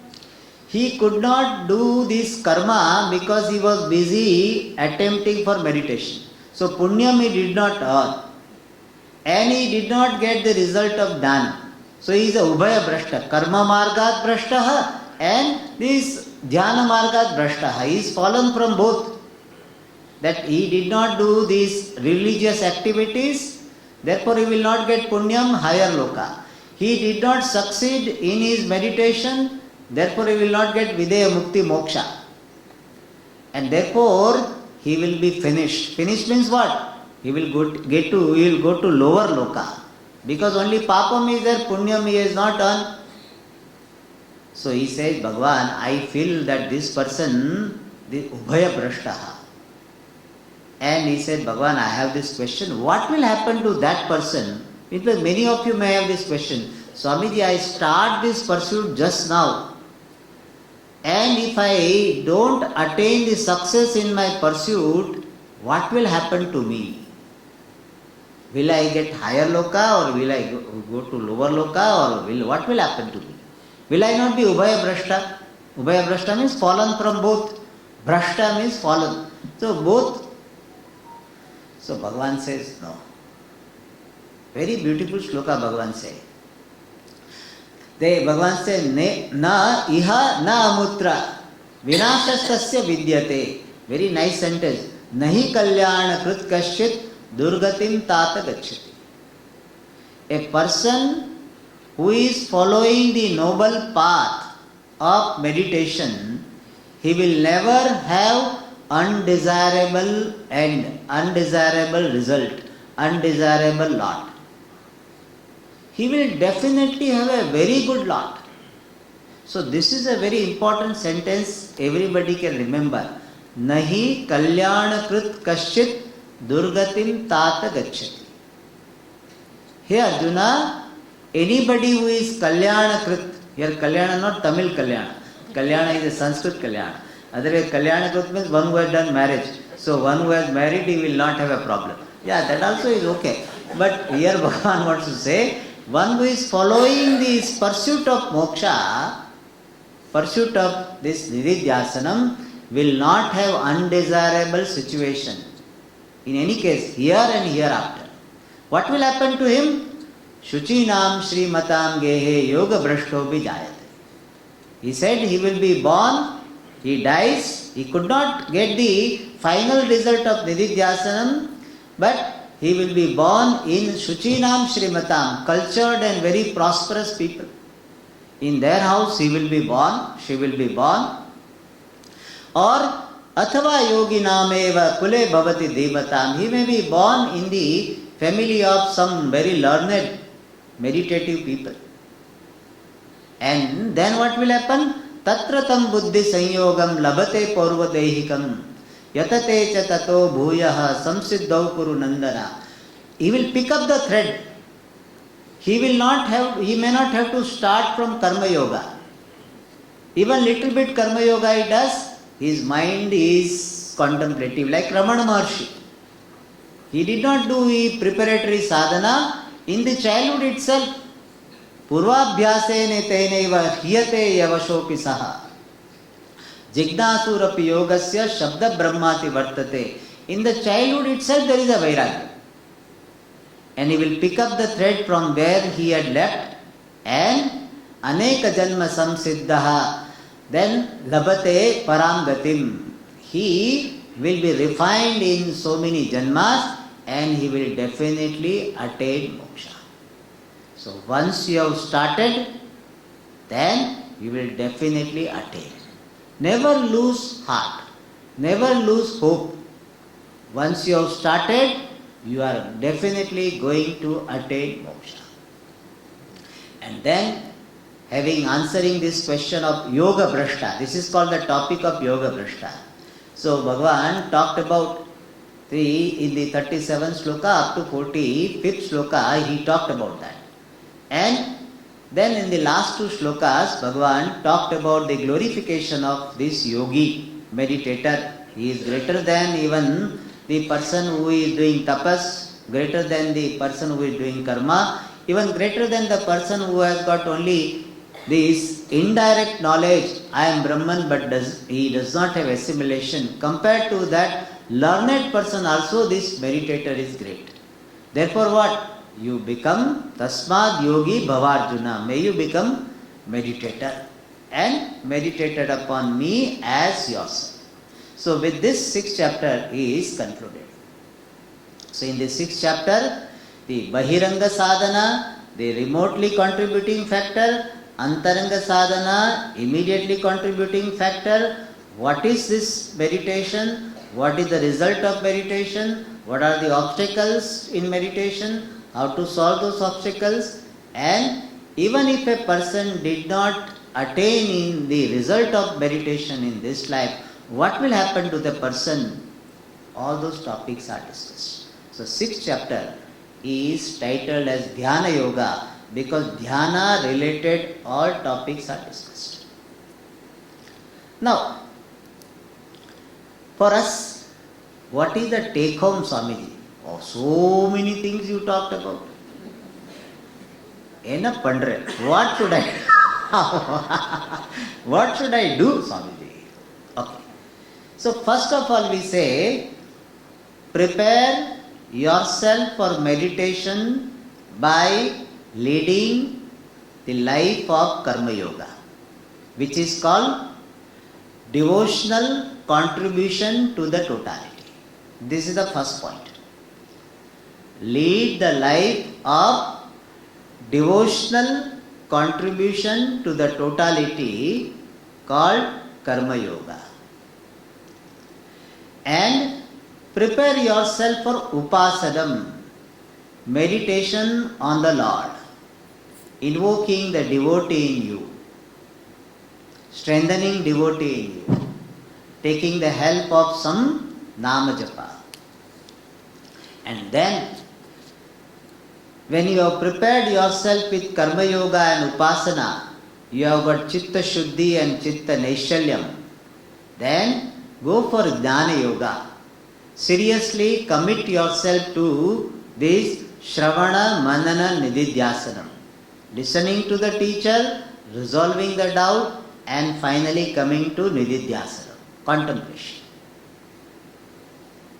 And lead the life of contemplation. Lead the life of commitment to contemplation.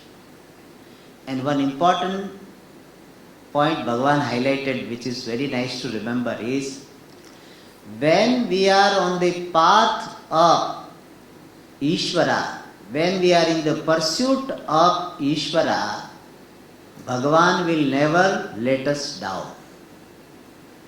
As Swami Chinmayananda used to say very nicely, there can be up and down in this pursuit, but never a fall. In this pursuit, there is never a fall. There can be up and down. Sometimes you may be doing well, sometimes you may be away, this is okay. But have nahi kalyana krit kaschit durgatim tata gacchati. Never look down upon yourself, never lose the hope. With the prayerful mind, with devoted mind, keep pursuing this moksha, freedom. Then, by your sincere efforts, by the grace of the Guru, by grace of the Lord, you will definitely attain freedom.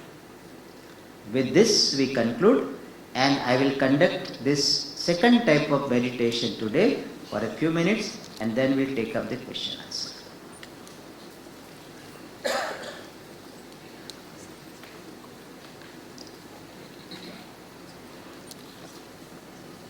Om Namo Bhagavate Vasudevaya.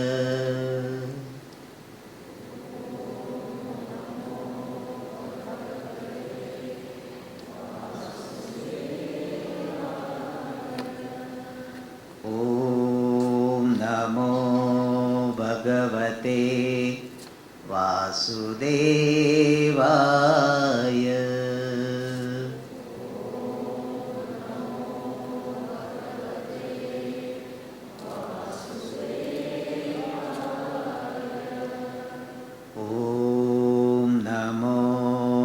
Bhagavate Vasudevaya.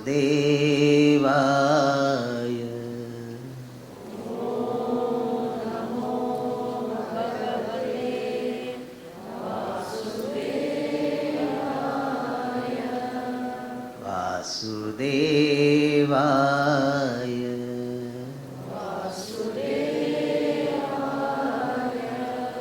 Vasudevaya.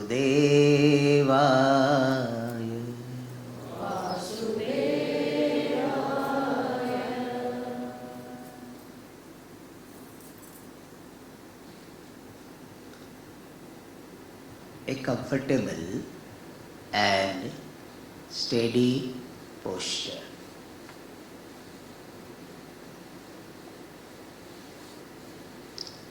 The eyes are gently closed. I am blessed to have time, mind, and opportunity for meditation.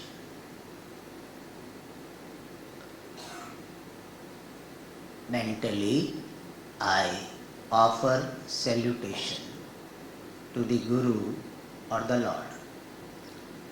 Om Sat Gurave Namaha.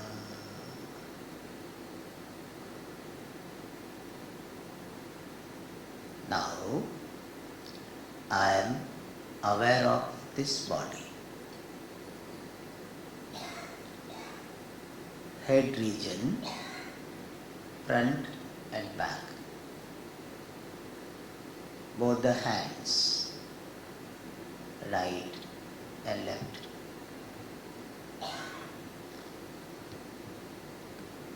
Trunk, the central part of the body, front and back.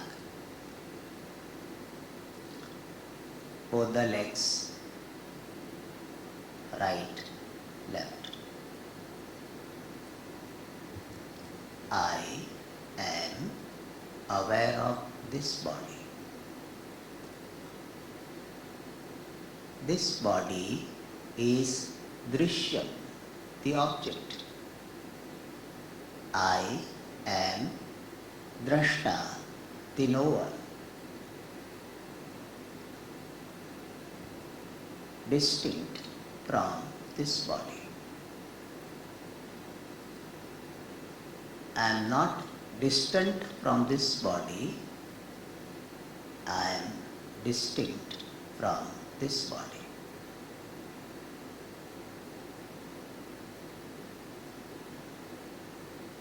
Free from the limitations of the body.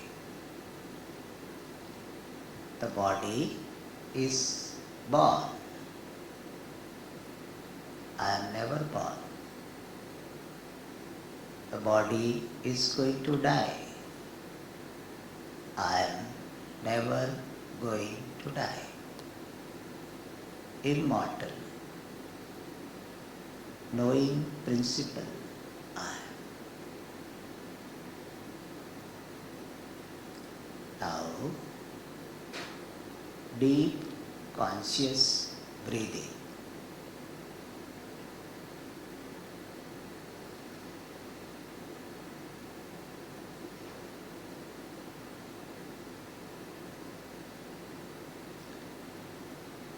Now, aware of normal breathing.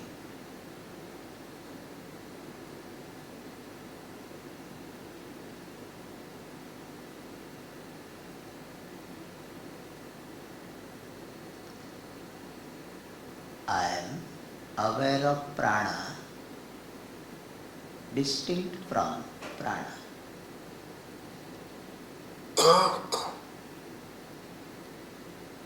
Similarly, I am aware of thoughts.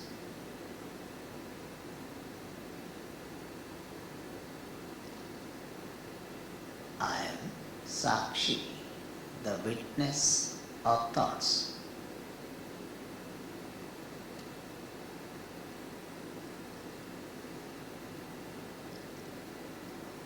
Keep appreciating this fact I am witness, Sakshi of thoughts.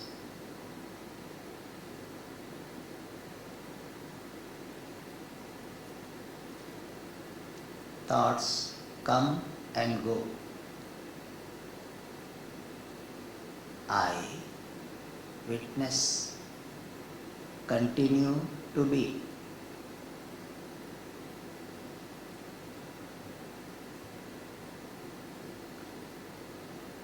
Body can be disturbed. Prana can be disturbed. Mind can be disturbed. But I, Sakshi, the witness, am never disturbed.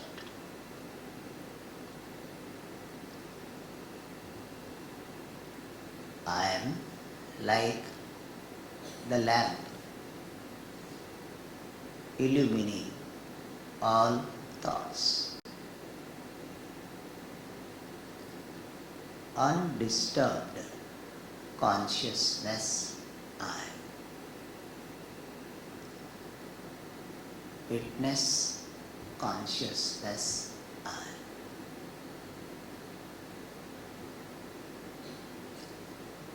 Ever pure, ever free, ever tranquil. Witness consciousness I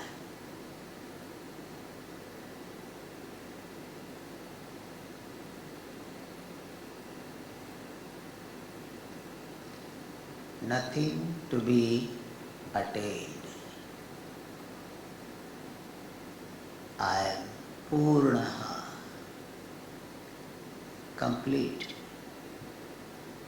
by myself. Purnaha, complete by myself. Purnaha, complete I am.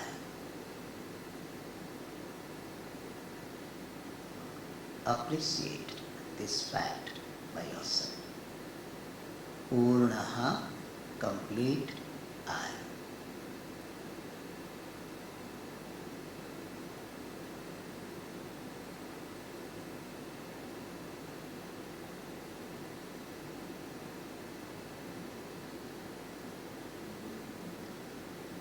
Om Shanti Shanti Shanti.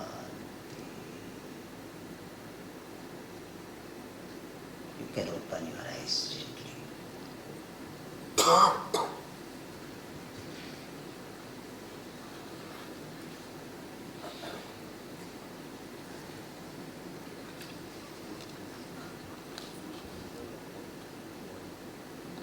Yes.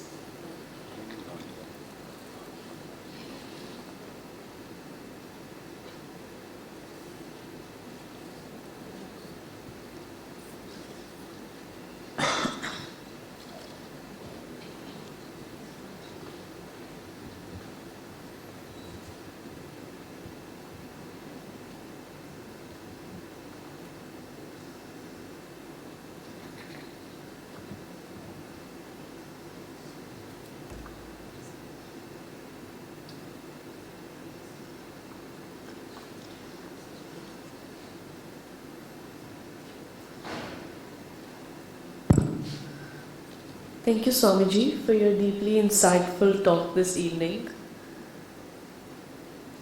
Before we begin the Q&A session, we have a few announcements to make. The IGF talks by Swamiji, today is the last session, so thank you everyone for coming over the 4 days. Before we move on with the rest of the announcements, Srinivasan ji would like to speak to the audience.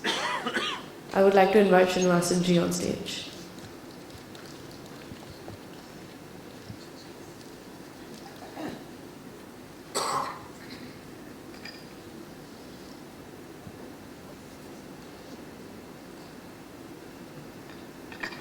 Harihi Om. This was sort of unscheduled thing, not in the sequence. While listening to Swamiji, I was so amazed by his compassion. Like saying, no question is silly. Don't ever underestimate the questioner. And even going along with us, sleeping is normal in the meditation by saying that I also did it and holding our hand along with it. And very importantly, validating, not justifying anybody. This kind of compassion reminded me of one Tiruvachakam, Manikavachikar Sonadu. He says, I'll say it in Tamil then translate. He says, when he praises Lord Shiva, he says, Paal ninindootum tayinum salaparindu, Pavinoda udinoriki, he goes on. The first line what he says is, the mother never waits for the baby to cry, but she knows there's a time to feed, and she does it with so much of compassion. So, Lord Shiva, your compassion is far greater than that, even that motherly love. I would say the compassion Swamiji has for us is far greater than that. So that led me to write few lines about him while I was listening to him today. So I'll just read it with Shama Prarthana with Swamiji. Coming we are out of the wombs of the ignorance. Carrying with motherly compassion, Swamiji comes to us. Walking along step by step in the meditation path, teaching he slowly its attributes and benefits, attributes and aspects, conducting even practical sessions to demonstrate, convincing us with its benefits it can offer, insisting not to give up at any point but persist, answering our questions brilliantly with clarity, elevating us in the pursuit of the true goal of our life. Swamiji, offering we have respectful, humble pranams for your contribution to us. Thank you, Swamiji. Thank you.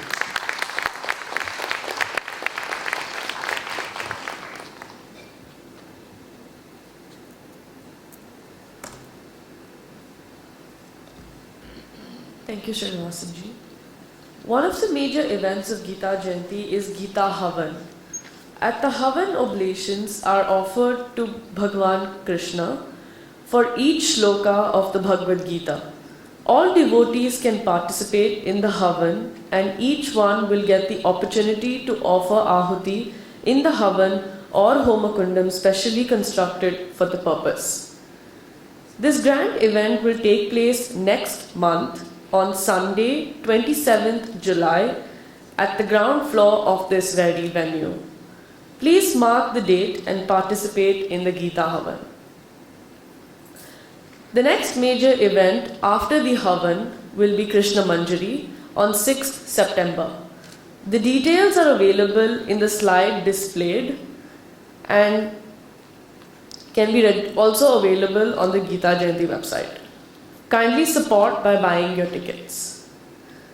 The online Gita Parayan and Satsang will commence from Saturday, 5th July at 10:30 am and will be held on odd Saturdays until end November.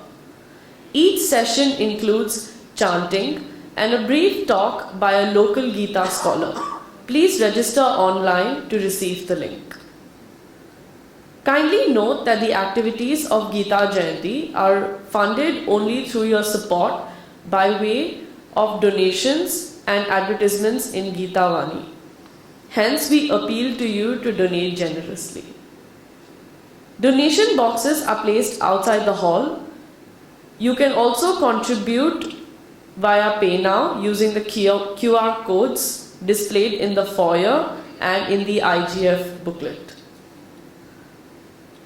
The videos of the talks along with the Q&A session will be uploaded in Gita Jayanti YouTube channel within the next few days. The photos can be seen in the gallery page of the Gita Jayanti website.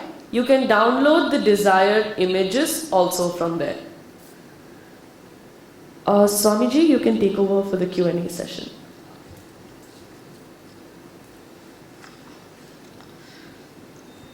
We have so many questions. I will try my best to answer all of them. How a grihastha handle the urge of having the job and go full time on yoga sadhana to attain the Jnanodayam moksha in the same life. Please advise. So you start from wherever you need to start. So when you are in Grihastha life, focus on the sadhana of Karma Yoga, means doing your duties with the attitude of offering to the Lord, accepting all situations as the prasada of the Lord, and in this manner you are preparing your mind and keep praying to Bhagavan to give more and more opportunity for the pursuit of moksha. When you do what is to be done, Bhagavan will give you more and more opportunity.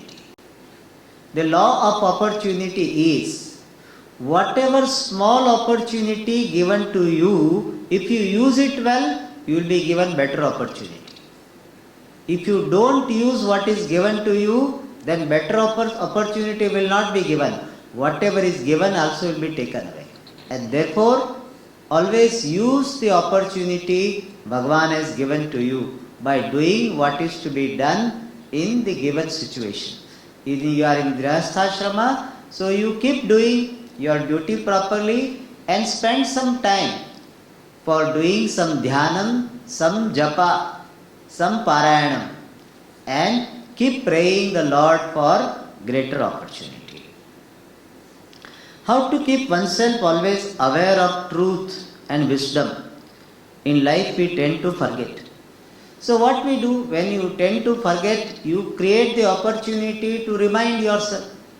And for reminding, what do? We study the scriptures, we listen to the teachers, and we try to write notes, read them again, do some satsang with the people with similar interest. So you create more and more opportunities to remind yourself of this truth, which is the knowledge, which is the means for attaining moksha. So truth and wisdom are, in fact, wisdom is of truth. So wisdom of truth can be remembered by creating more and more opportunities for reminders. When adharma is in action, it is immediate. However, when dharma has to act, it takes long time. Why is it so? How can I have faith on dharma? See, adharma is generally favorable to our likes and dislikes. It is something like food. The food which is healthy, we generally don't like. And what we like generally is not healthy. So similarly, dharma also is like this. Dharma is like healthy food, which you generally don't like. Spinach and all this. And what we like is not good for health. So what we like is adharma, because in adharma, our natural tendencies are encouraged. Adharma is fulfillment of our likes, and most of the time adharma involves the fulfillment of our likes and dislikes. And everybody would like to fulfill likes and dislikes. And therefore adharma is always considered to be easy, looks easy, because it is in line with my instinctual tendencies, my instincts, and therefore it is easy. Whether dharma is generally against our likes and dislikes, and therefore it looks difficult. Like healthy food is difficult to go for. This junk food, we always immediately we go for. Why? Because it is according to our taste. How can I have faith in dharma? By remaining in the company of dharma, people who are following dharma. By seeing that when you followed dharma, then you are spared from the consequences of adharma, and by following the life of dharma, you are preparing yourself for the higher pursuit called moksha. So look upon dharma as the stepping stone to moksha. Swamiji kindly summarize the benefit of meditation. So there are two types of meditation. I talked about the benefits of the upasana, saguna brahma dhyanam. Benefit is when you are doing saguna brahma dhyanam, you are invoking a devotee in you, you are strengthening the devotee in you, you earn the grace of Ishvara, you become aware of the ways of your mind, you develop the mastery over the mind, you develop the steadiness of the mind, you develop the subtlety of the mind, and you become fit for the effective pursuit of dhyana. These are the benefits of the upasana rupa dhyanam, first type of meditation, and the benefits of the second type of meditation called contemplation we saw just today. Savikalpa Samadhi. What is Savikalpa Samadhi? What is Nirvikalpa Samadhi? Vikalpa means division. So Savikalpa Samadhi is the Samadhi, absorption of the mind, where there is awareness of my being meditator and Brahman being the object of meditation. When there is awareness of the division between the meditator and meditator and the object of meditation, dhyaya and dhyata, the division awareness is there. I am meditating on Brahma. When that awareness is there, when that type of thought is there, then it is called Savikalpa Samadhi. When that type of division is dropped, I am meditating on Brahman is not there. Only the thought of Brahman is there, and there is no this conscious thought of my being meditator. That is called Nirvikalpa Samadhi. So Dhyatru and Dhyanam, that type of awareness is not there. Only Dhyaya Vishaya Chintanam remains. The thought about Brahman alone remains. I am meditating on that goes away. Then it is called Nirvikalpa Samadhi. The Samadhi means absorption of the mind. Absorption of the mind in the object of meditation, characterized by the sense of division, is Savikalpa. Characterized by the absence of that sense of division is called Nirvikalpa Samadhi. What are the duties of a disciple towards the Guru? It depends upon how you are connected to the Guru. If you are in Singapore and Guru is in America, then different duties. But the best, Guru is always happy with the sincerity of the disciple. Trying to follow the teachings, the suggestions of the Guru, that is the best duty. Whatever Guru says, the Guru says you start doing japa, start sharing your wealth, resources, your time to others. Keep following the instructions of the suggestions of the teacher. That is the best duty to the Guru. So, doing namaskara, etc. are okay. If you get the occasion to serve the Guru physically, financially, or in any manner, that if opportunity arises, you can do it. But main thing is trying to follow the teaching given by the teacher. Reflect the teaching through your life. That is the best duty, best seva you can do the Guru.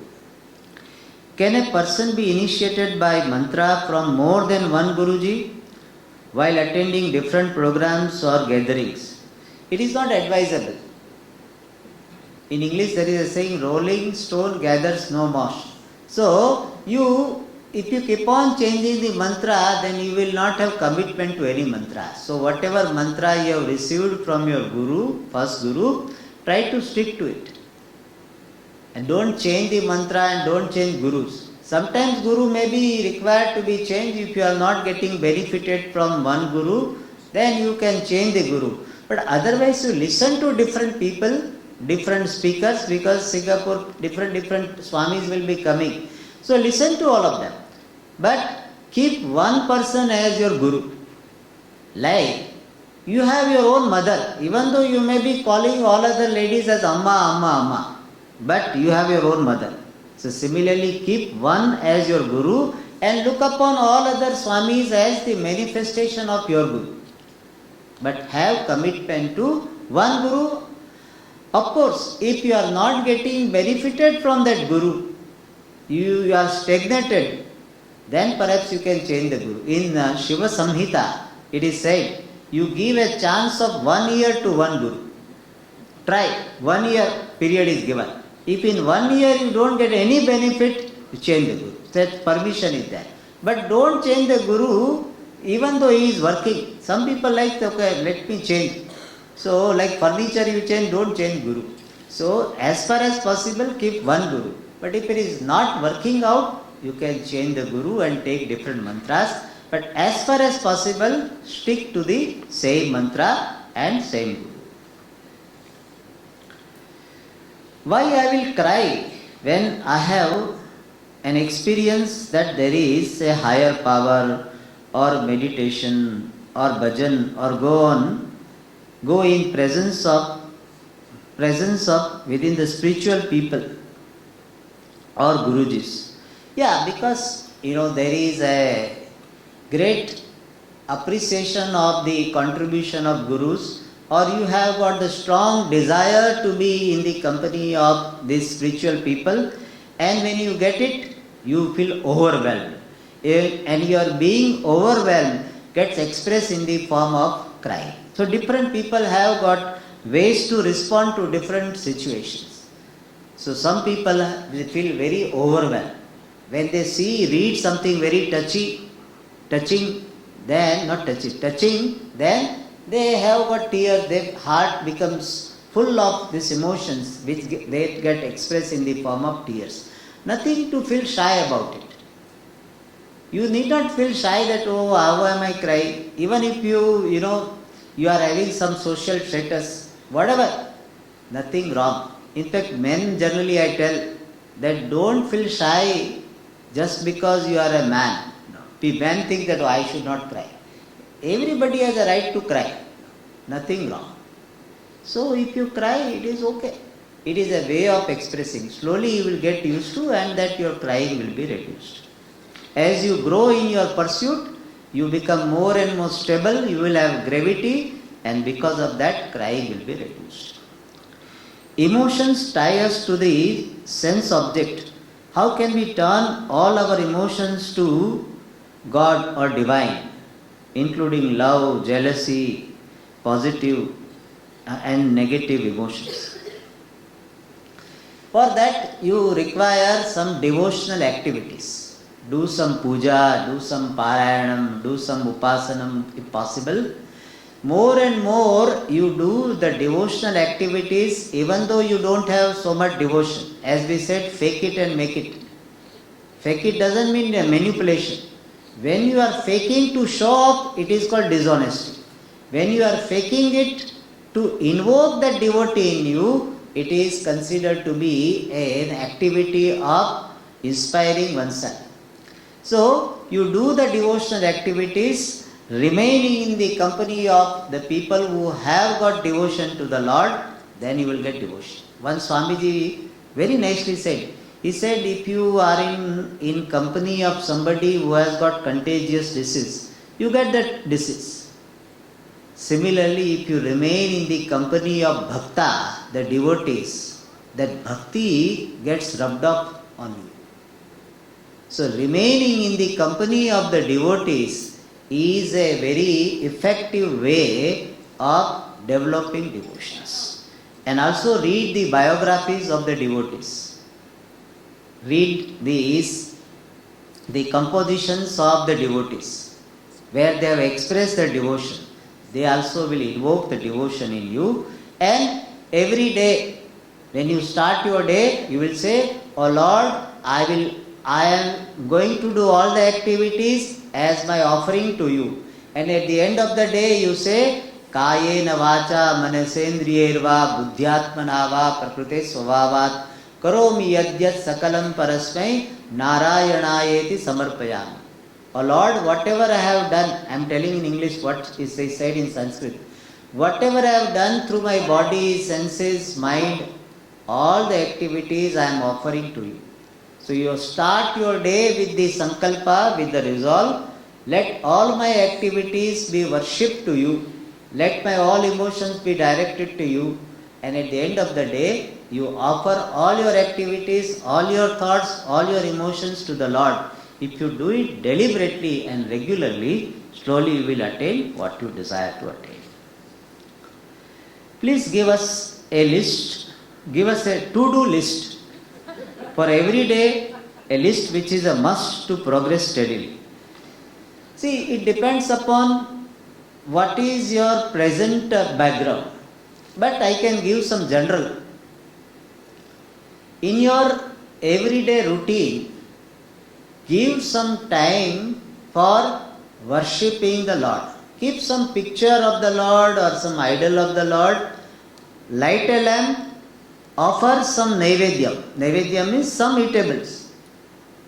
And if possible, offer a flower. I was told flower is very expensive, but if not flower, you offer some leaf. Or at least some eatables, some what is called raisins or something, whatever. Light the lamp. Offer some naivedyam. Spend 2-3 minutes in front of the Lord and say, let my all activities of the day be directed to you. And do some asana and pranayama. Since you are asking me to do list, do some puja, do some asana and pranayama 10-15 minutes. And do some parayanam. Chant some stotra. If you don't know Sanskrit, chant some bhajans, some composition in your own language. But every day, few minutes, you chant some stotra, some compositions of great devotees. And in the evening, and also one more thing is, do some japa. If you don't know any japa, you can simply chant Rama, Rama, Rama, Rama. That is good enough. Or Krishna, Krishna, Krishna. Good enough. Radha, Radha, Radha. Whatever. You can say Durge, Durge, Durge. Whatever.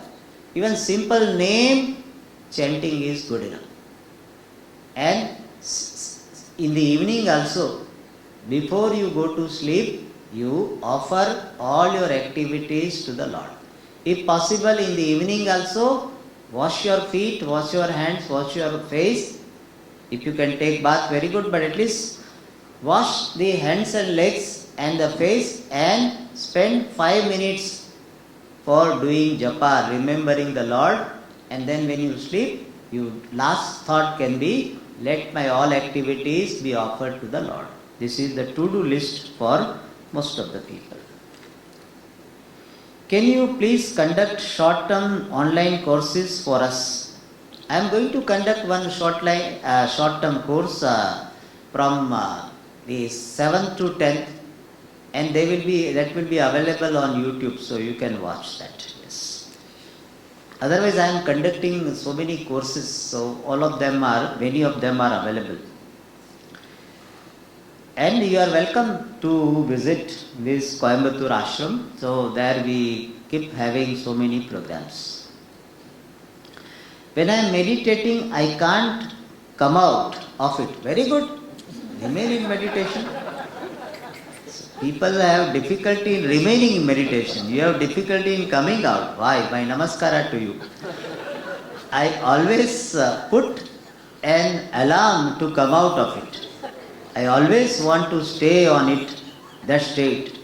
What should I do? Nothing. Anyway, you are not coming out. Remain in that until your spouse wakes you up from that. Your spouse is your alarm. Don't worry about it. Okay. When chanting Om Namah Shivaya, okay, let me put on a serious note. What you are doing is correct. You can put an alarm and you can come out of it. If it is required to come out, you need not come out. If you have got Sunday and nothing to be done, and if you can remain in meditation for 2 hours, 3 hours, 5 hours, why not?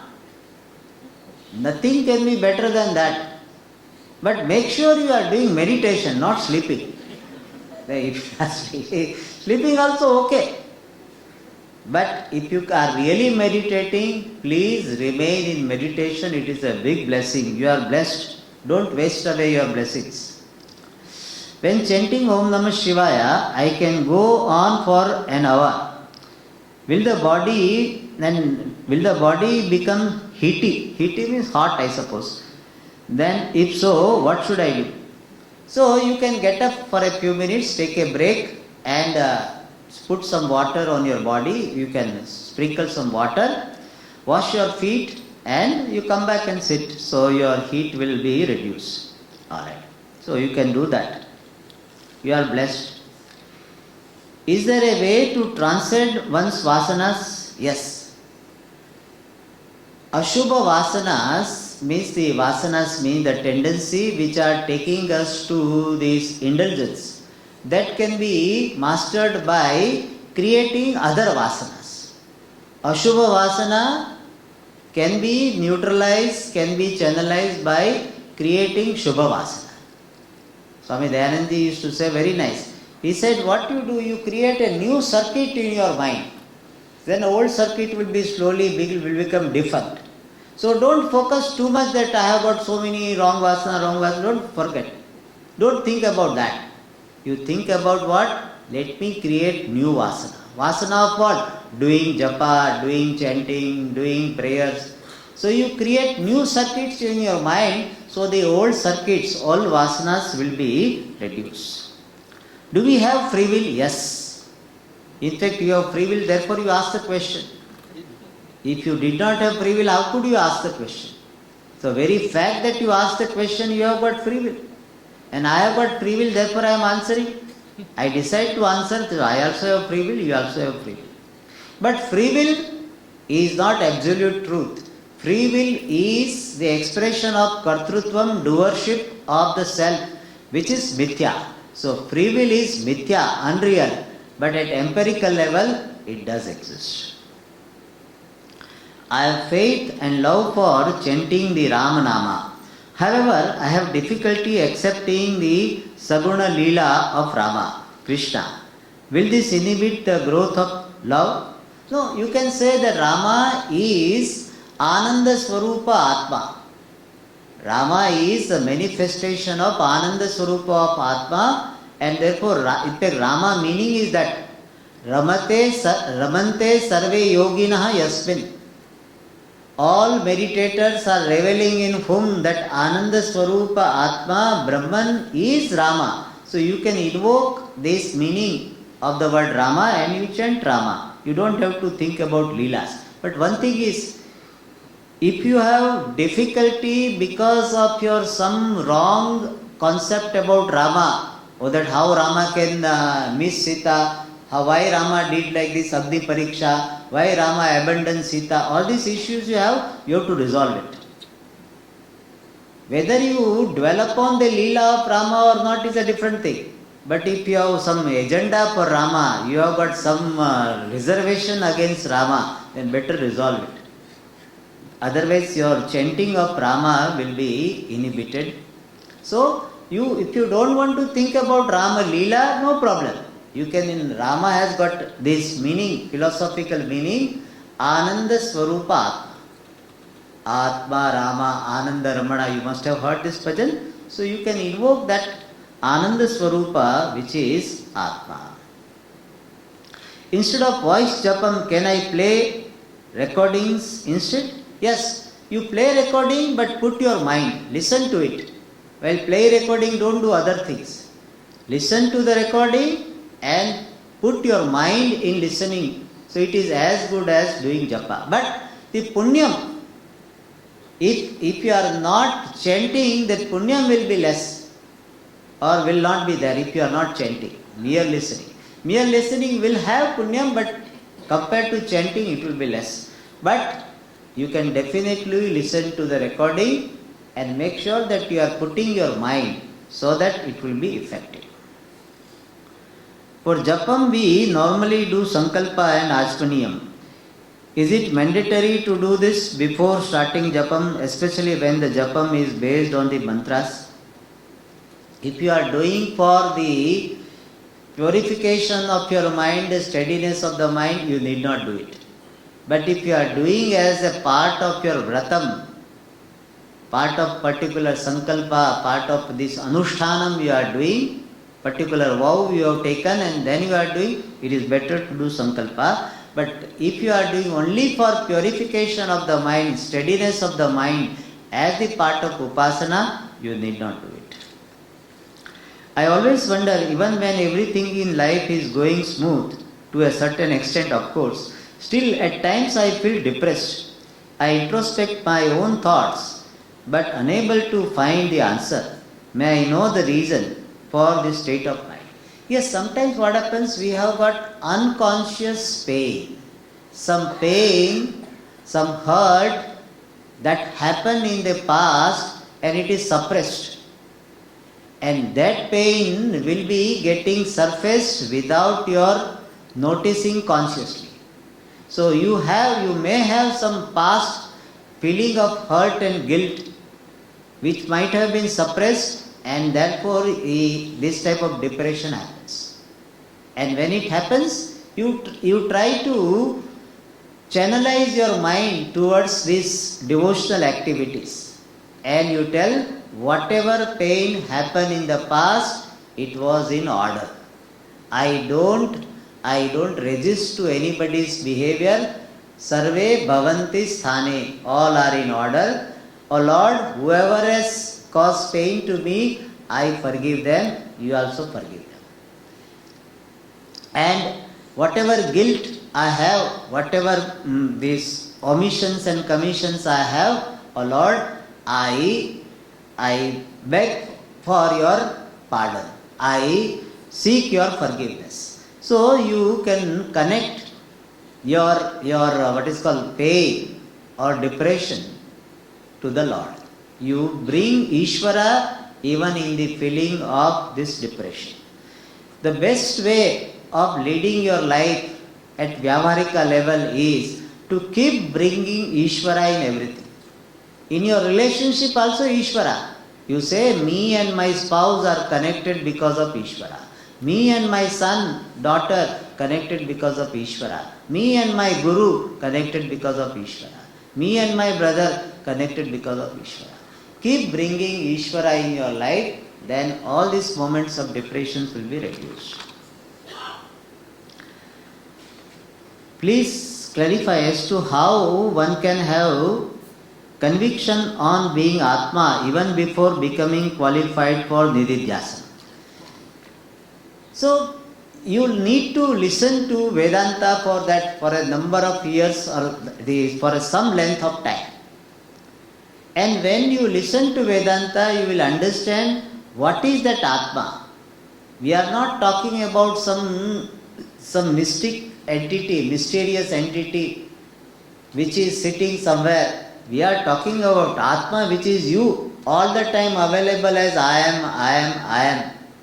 So we are talking about Atma, which is all the time evident. So it is not a matter of belief, it is all the time evident. And what is the nature of it, that you understand with the help of scriptures and teacher, then you will have the conviction before even Nididhyasana. So you need to do more the Shravanam, listening to the teacher and scriptures. How does the sadhaka know that he has attained the goal? Moksha okay. It is something like, one girl, she was pregnant first time. She told her mother, Amma, when I deliver and by chance I am sleeping, please wake me up. Mother said, when you will deliver a baby, not only you will wake up, you will wake up the whole village. So similarly, when moksha happens, it is so evident. So evident. When you have some physical pain and when it goes away, do you have to inquire? It's very, very evident. Like many times you say, Swamiji, a big load on my heart is released. Have you experienced this? Sometimes big load you had because of some guilt or something, and it is clarified. Some resentment was there in relationship, clarified. You feel big relief. Is it experienced by you or not? Do you know it or not? You know it. So when such a bondage which you have been carrying through for so many janmas, when it goes away, it is so evident to you. So there is no question of not knowing. You will definitely know. Okay. Does moksha happen suddenly when he is practicing nididhyasanam, or is it a gradual process of steady increase in jnanam until it is complete? It is both. Puji Swami used to say it is a growing clarity. Your abidance, your nishtha is growing. But there will be some days when there is a big hike, big what is called spike is there in the graph. There will be a situation when you got it. But that may not be the only day when you got it. It was there before and still there may be some improvement. So that is a combination. There will be experience of you feeling that yes, I got it. And still there may be some clarity required which will come. In Vedanta, that is what happens. Every time people say, Swamiji, now I have understood fully. So far I was not understanding, now it is clear. After 1 year also you tell the same thing. Swamiji, now it is clear. So that is how it happens. So there is a growing clarity, and there will be some moments where you feel highly inspired. You feel highly enlightened. You feel that you have got it. And still there will be some improvement. And time comes when this abidance continues and the opposite conclusion doesn't come. What is the sign of moksha? Sign of moksha is the opposite conclusion doesn't govern your life. When opposite conclusion that I am a sukhi, I am dukhi, I am a male, I am female, I am karta, I am bhokta, all those wrong conclusions do not create any reaction in you, then you have got complete moksha, complete jnana-nishtha. That is how it is. In Upadesha Sara it said, Ahamayam kuto bhavati chinvata ai patatyaham nija vicharanam, seems to suggest that true self is spontaneously revealed when the little I falls. When does dhanam come about here? So, this is a reference to the Upadesha Saram when it is said the small I goes away when you do contemplation and the real I remains shining. So, idea is that when the small I is negated and this negation becomes very, very clear that this ahankara is mithya, the truth of this ahankara is paramapurna sat, the limitless self which is existence, consciousness, that alone is the real self behind this false self, then this small self is no more controlling your life. Aham nasha bhaji means it is negated and it becomes defunct in terms of creating reaction. And you remain in the awareness of I am Paramapurna Sat. But this happens with the help of inquiry into the self, with the help of scriptures. When scripture based inquiry is done, then person will have this appreciation. I am happy I have concluded all the questions. Now with this we conclude, and I want to thank this Gita forum. Because of that I got this opportunity to share. I thank Srinivasanji. I thank my host, Sri Jai Ganapati and Gita Ma, and I thank you all. Because of you I could have the opportunity to share, to contemplate upon this dhyana. Thank you all. We'll conclude. Anything?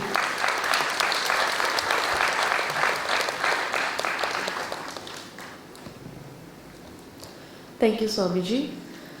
I now invite Shri Kaushik Ghatak Ji, Chairman of the Bengali Association Singapore, to deliver the final word of thanks.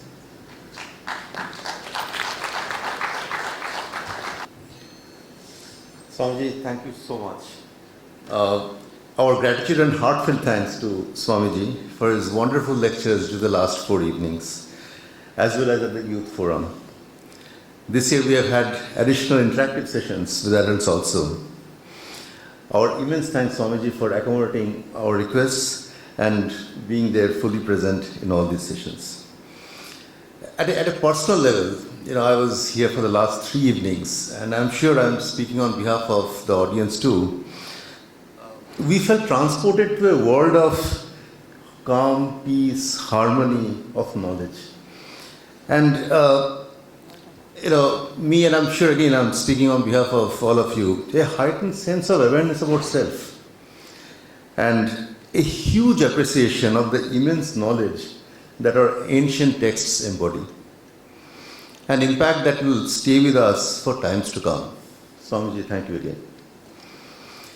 We also extend our sincere appreciation to Sri Rajan Krishnanji, Sri Sengutavanji, Sri Balareddy ji, and the staff of HEB PGP Hall management team, MC and staff of Sri Srinivas Perumal Temple, whose support has been very crucial for the smooth conduct of IGF this year also. In terms of the volunteers, would like to thank every volunteer by name for their selfless seva in ensuring the success of this lecture series. But paucity of time compels me to thank them as one group. Without your tremendous help, this event would not be possible. I also wish to thank the team members of both Gita Jayanti and BAS Committee, Bengal Association Singapore Committee, for their dedication and involvement. Our youth, of course, they do deserve a special mention. They always wholeheartedly come forward, and this time they have too. And I wish to thank our youth members, Ms. Nikita Ramprasad for doing fantastic emceeing here, Ms. Sneha and Sri Anutham for coordinating the Youth Forum. And for the wonderful audience, a very big thank you. You are the backbone of these events, whose presence and support has been instrumental for organizing the IGF. Your presence, participation, and the depth of your questions posed to Swamiji has helped every one of us here to grasp the greater significances of our Sanatana Dharma and its philosophies. Once again, our thanks to each and every one for another magnificent IGF event. Thank you very much. Thank you, Swamiji, for these transformative sessions. Swamiji, as seekers, we are in need of both detailed explanations and summaries. We are in debt to you for gracing us with both over the course of the 4 evenings.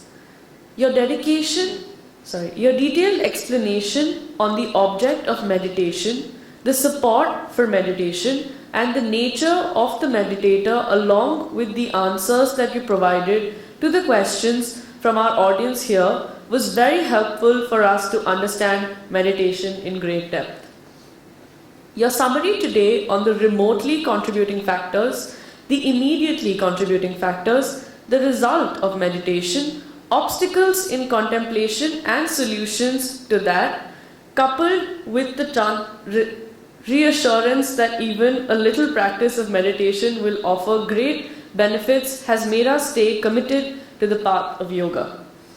With both Ishvara Kripa and Shastra Kripa flowing to us through your Guru Kripa, our ability for Atma Kripa has definitely grown by leaps and bounds. We have no words to express our gratitude to you for this blessing that you have conferred to us. We are grateful for your wisdom. To everyone present, thank you for making this event memorable. Please mark your calendars for the Gita Havan next month. Prasadam awaits you at level 1. Hari Om, Shri Gurubhyo Namaha. Thank you and Shubhratri.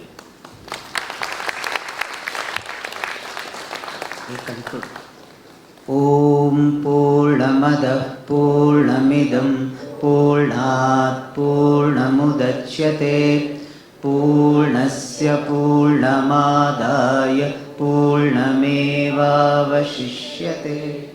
Om Shanti Shanti Shanti. Harihi Om. Shri Gurubhyo Namaha. Harihi Om. Thank you all.